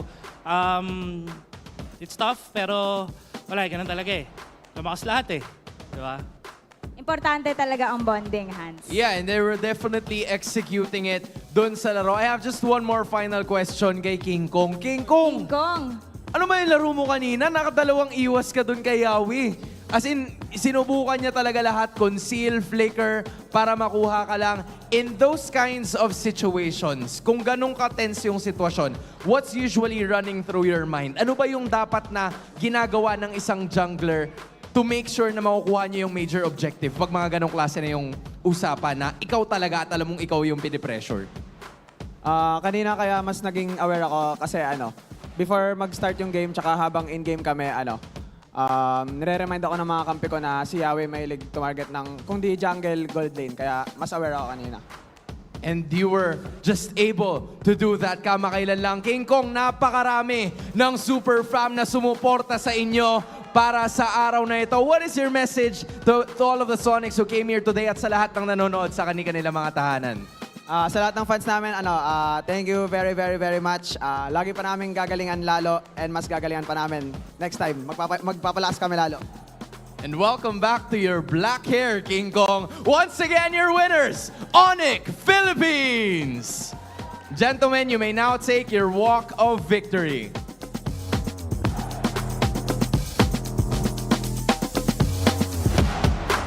That is a 4th straight match win, and with that, you may now take your bow. Super family not faced by the highlights, even though may mga times na hindi pumapabor sa kanila, they still find ways to be able to get those wins. Onic is definitely back on their winning streak, and sabi nga nila, gagalingan at gagalingan pa nila sa kabuuan ng regular season. Pang-apat na sunod-sunod na laban na naipanalo ng Super Family. Pero ano kaya ang masasabi? Siguradong maraming pag-uusapan ang ating mga casters. Balik sa inyo. It's great to see the World Champions finally back on track with 4 amazing series wins. And I'd just like to go back to what King Kong said, because if you know that a lot of teams are looking up to Onic in terms of their reading, they're trying to study how they play around. King Kong is also doing the same when it comes to Yawi. That's why he knows the tendencies of the lover boy. He said Yawi would always target 2 people. If it's not the jungler, it's the gold laner. And they played around that. And Kelra, the gold laner, comes out on top here. 10 kills, 1 death. No assists, just raw kill power brought out here by that Harith. And I like, of course, typical to what we've seen a lot of Hariths do, come to the late game, sell the boots, go ahead and just build up the Oracle. You maximize the cooldown reduction from that anyway, and that's what you play around alongside the shield regeneration.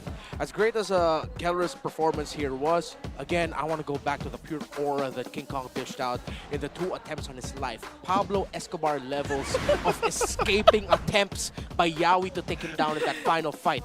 But of course, when we go back to the highlights here, you see how Onic Philippines were able to set the tempo up until things started going wrong for them from great TNC play. Yeah, and I'm trying to call back. Is this the time where TNC was able to clap back already? Because I think this is where their lead started ballooning up.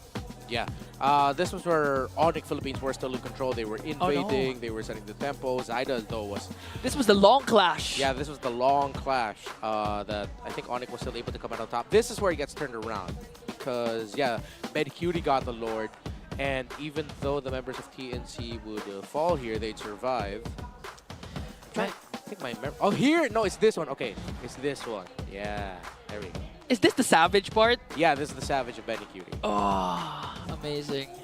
It's from the Savage. Oh, and this was after the second Lord. Oh no, yeah, BennyQT already got that. You know what's funny?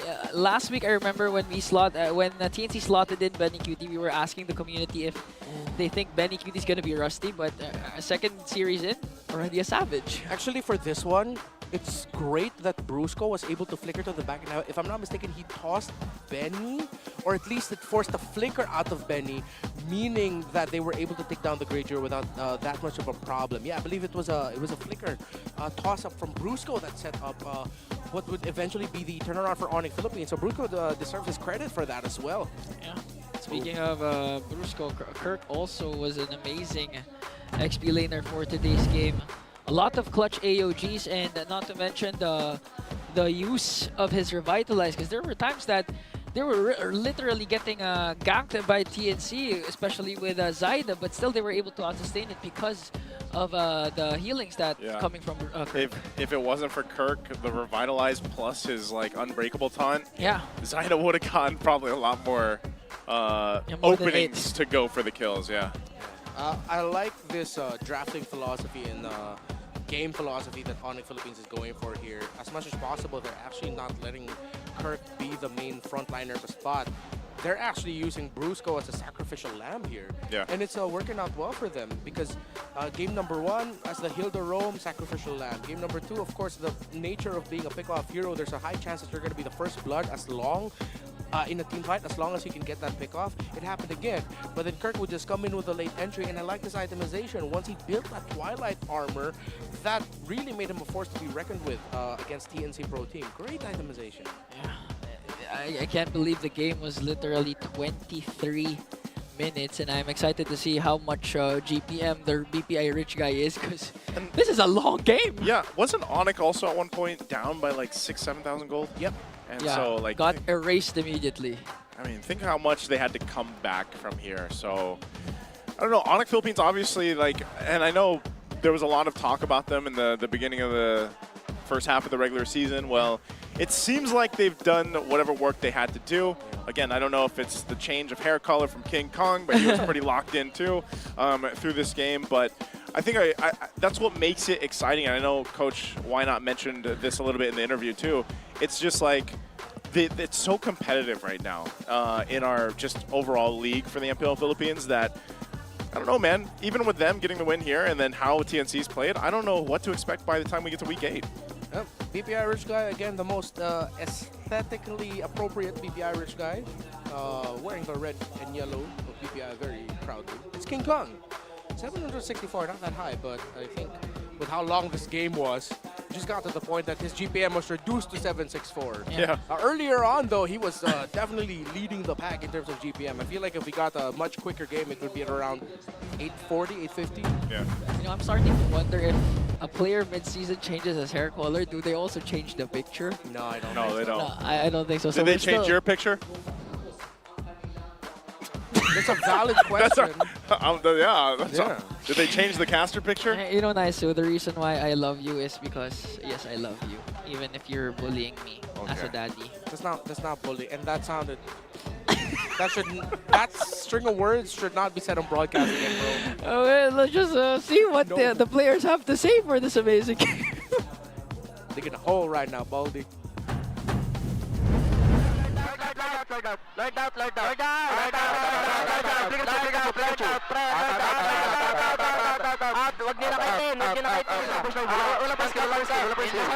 Kalma, baksa. Hiro lang. Nasaan ko, pre. May imo ko. May imo ko, pre. Tapos na. Natatan ko yan. Tapos na. Nice, boys. Tapos na. More than 8 billion people in the world. Please find me someone that says that's music to their ears.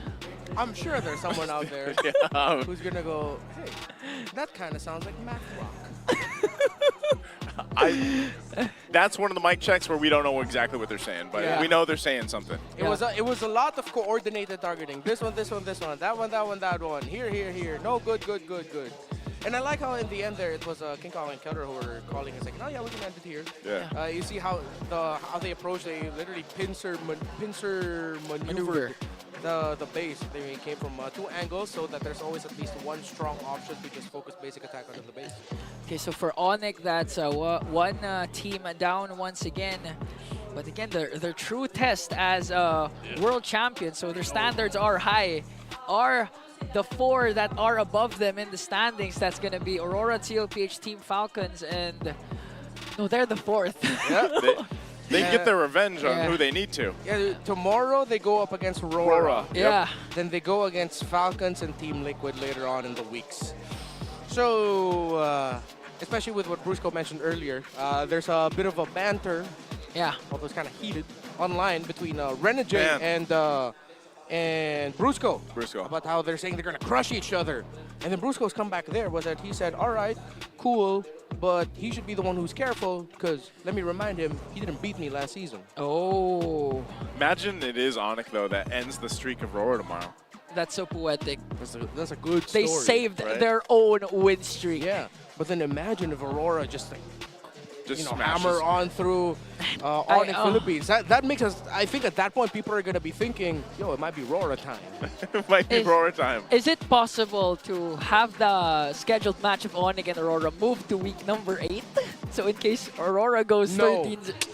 We can't. That would have been such Just a like they can't change your haircut on the pictures. And you can't change your skills, but you can change your device. So you do need pro level speed and make the smart switch and stay ahead of the game. You mean change your sim? Change your sim. Get your smart eSIM today for only 99 pesos and experience ultra-fast 5G connectivity on any device. No SIM swapping needed. Available now in the Smart Stores nationwide or online via the Smart Online Store. Don't miss out on this amazing deal. There it is. There it We're locked is. in. And of course, tickets are still available for the upcoming matchup of TNC and AP Brand. Notice I did say Aurora and Onic because it's already sold out. Come experience the MPL live at the MPL Arena. Just go to, okay, this is nice too. This is the official website. Just go. MPL PH website. And get, I thought there was a URL. I was looking for the URL. PH-mpl.com/tickets. Oh, You got excited. I was going to say. Don't miss out on that amazing match. Don't miss out on that. And also, don't miss out on this, because are you ready to test your skills and show that you got what it takes? Because the MSL Collegiate Cup Season 2 is now nearing. It's the premier collegiate league for aspiring MLBB pros, featuring student athletes from Luzon, Visayas, and Mindanao, the regions of the Philippines. You can join now by heading to moonton/ph.org/MCC for more information. Don't miss out on this amazing opportunity. Oh, a lot has been happening so far. Other tournaments as well continuously on and going, but now the first acid gothic style. Acid gothic style. Legend duel. Is that what we call it? No, acid gothic style. Legend dual form. Sorry, Legend dual form skin. Alpha Revenant of Roses skin trailer is here. I know there's a lot of people out there. You hear gothic, you think of something, you know, but I don't know if it's Alpha or not, because as enemies flood towards the castle like a tidal wave, Alpha inside merely scoffs. Do it in a voice. bow your wretched heads before the Lord of Greed. The new skin will be available on. It's already available actually, and yeah, it changes when you get 10 kills in game into a really sick form. To Acid Gothic. Acid Gothic, alongside the new item dynamic portrait, Revenant of Roses. Get yours now. Don't miss out on that amazing skin. Honestly, Acid Gothic sounds like a Good word, time. a word font. Oh. A font. Yeah, it Yeah, sounds it like a does. font. It Acid sounds like a Gothic. font. Acid Gothic. Available in any word processing software. You're looking really Acid Gothic today, man. Even down to 5 weeks, the standings still look the same as Aurora remains unbeaten. We witnessed their first game after the break with a sweep up against the Twisted Minds. That's why they're currently standing at 8-0. Wow. Again, Aurora didn't expect that they'd be at this one, but they're confident. I think tomorrow's match against Onic will be telling. And hey, guys, I was right about my prediction. What was it? TNC in 5. In 5. Still in the 5th spot. They're still at 5, man. Yeah, but they have to be careful against AP Brent. If AP Brent beat them tomorrow, then oof, that changes the story of the lower half of the table a lot. Wait, I have a question. Did the MP the King only use Hanzo early on? Let me double For check. two straight games? Yeah, like back to back. No, right? Yeah, no. No. One game only. Yeah, he used the Suyo in game 2. Okay. So, Twisted Minds might actually be trendsetter once again, led by Bonchan, because Hanzo has been picked by TNC twice, and now, unlike the Infinix standings we witnessed a while ago, the Minds are actually topping the charts with a 6-2 win record. Yeah, it's a bit of a flip. The top 4 teams of the league are in the lower half in terms of the fan tournament, while the teams in the lower half of the standings are ruling the world right now. The fans are on a different level, man. Yeah. The Bees so far still dominate. I think they're the champs also last season. The Bees led Were by they the champs? Yeah, I think Brent. so, if I'm not mistaken. I think that's why Brent is talking such a big game right now for the Bees community. Yeah, he has such a big aura because of how good he's playing MLBB. But now, guys, first day of the second half of MPL Season 15. Did you expect this to happen today? A savage right away. I didn't. I think we had a lot of kind of great things showcased here. It's good to see debut picks. Kalea, got to see the Zask come up. Yeah.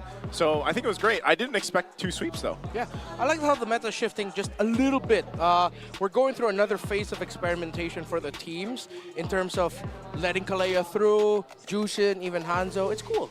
Yeah, and we'll see tomorrow if the meta will continue to shift because we have a triple header for Saturday. That's why, guys, this has been Ingan and Naisu and Ranmar. We'll see you tomorrow. And that ends the first day of week number 5. And welcome to the MPL Arena, Kalea.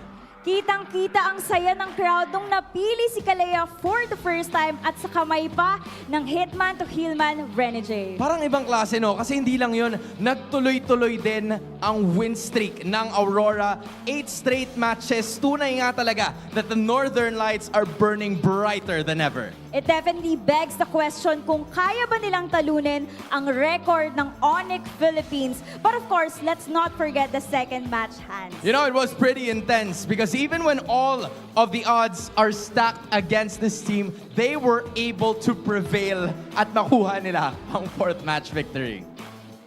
Intense talaga. You know what? At this point in time, I honestly feel like everything is gonna be more intense moving forward. I agree with you, Hans. Kaya magkita-kita tayo muli bukas dito sa MPL Arena para tunghayan ang Lakas ng Pinas. Kita-kits bukas!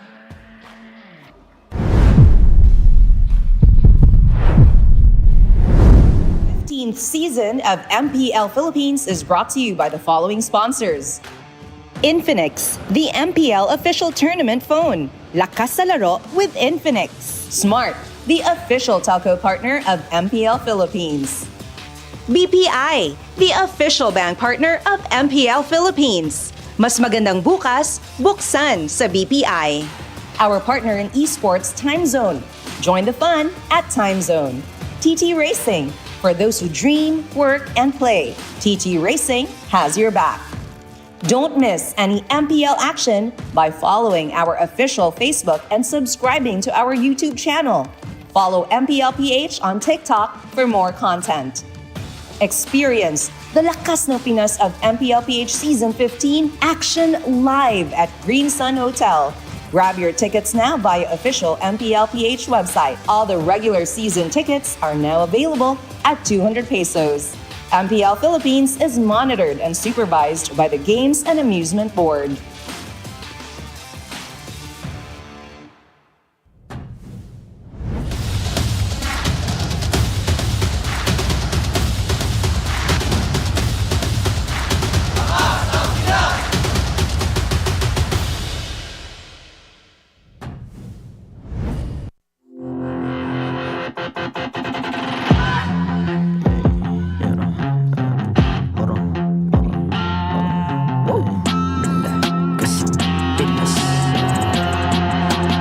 Lakas ng Pinas, malakas, Pilipinas, malakas, kahit anong lane, we become the monsters. Malakas, Pilipinas, malakas, face the golden sun and repping for the 3 stars. Look at us to the top, no ifs, no buts, winning any game. Para to sa PNC. Di mo matitinag aming boses sa new level. Nasa kalye man o mobile, you know I become a legend. Open fire, we unite, we winners. Built with pressure, the diamonds are made of. Switch na lane na parang gera, HP racing, ready set up. Tagatang buhat ni Hilda, full load SS parang Lyra. Susundan ko ang iyong bakas, kasama pataas, tagumpay natin to dahil tayo'y malakas.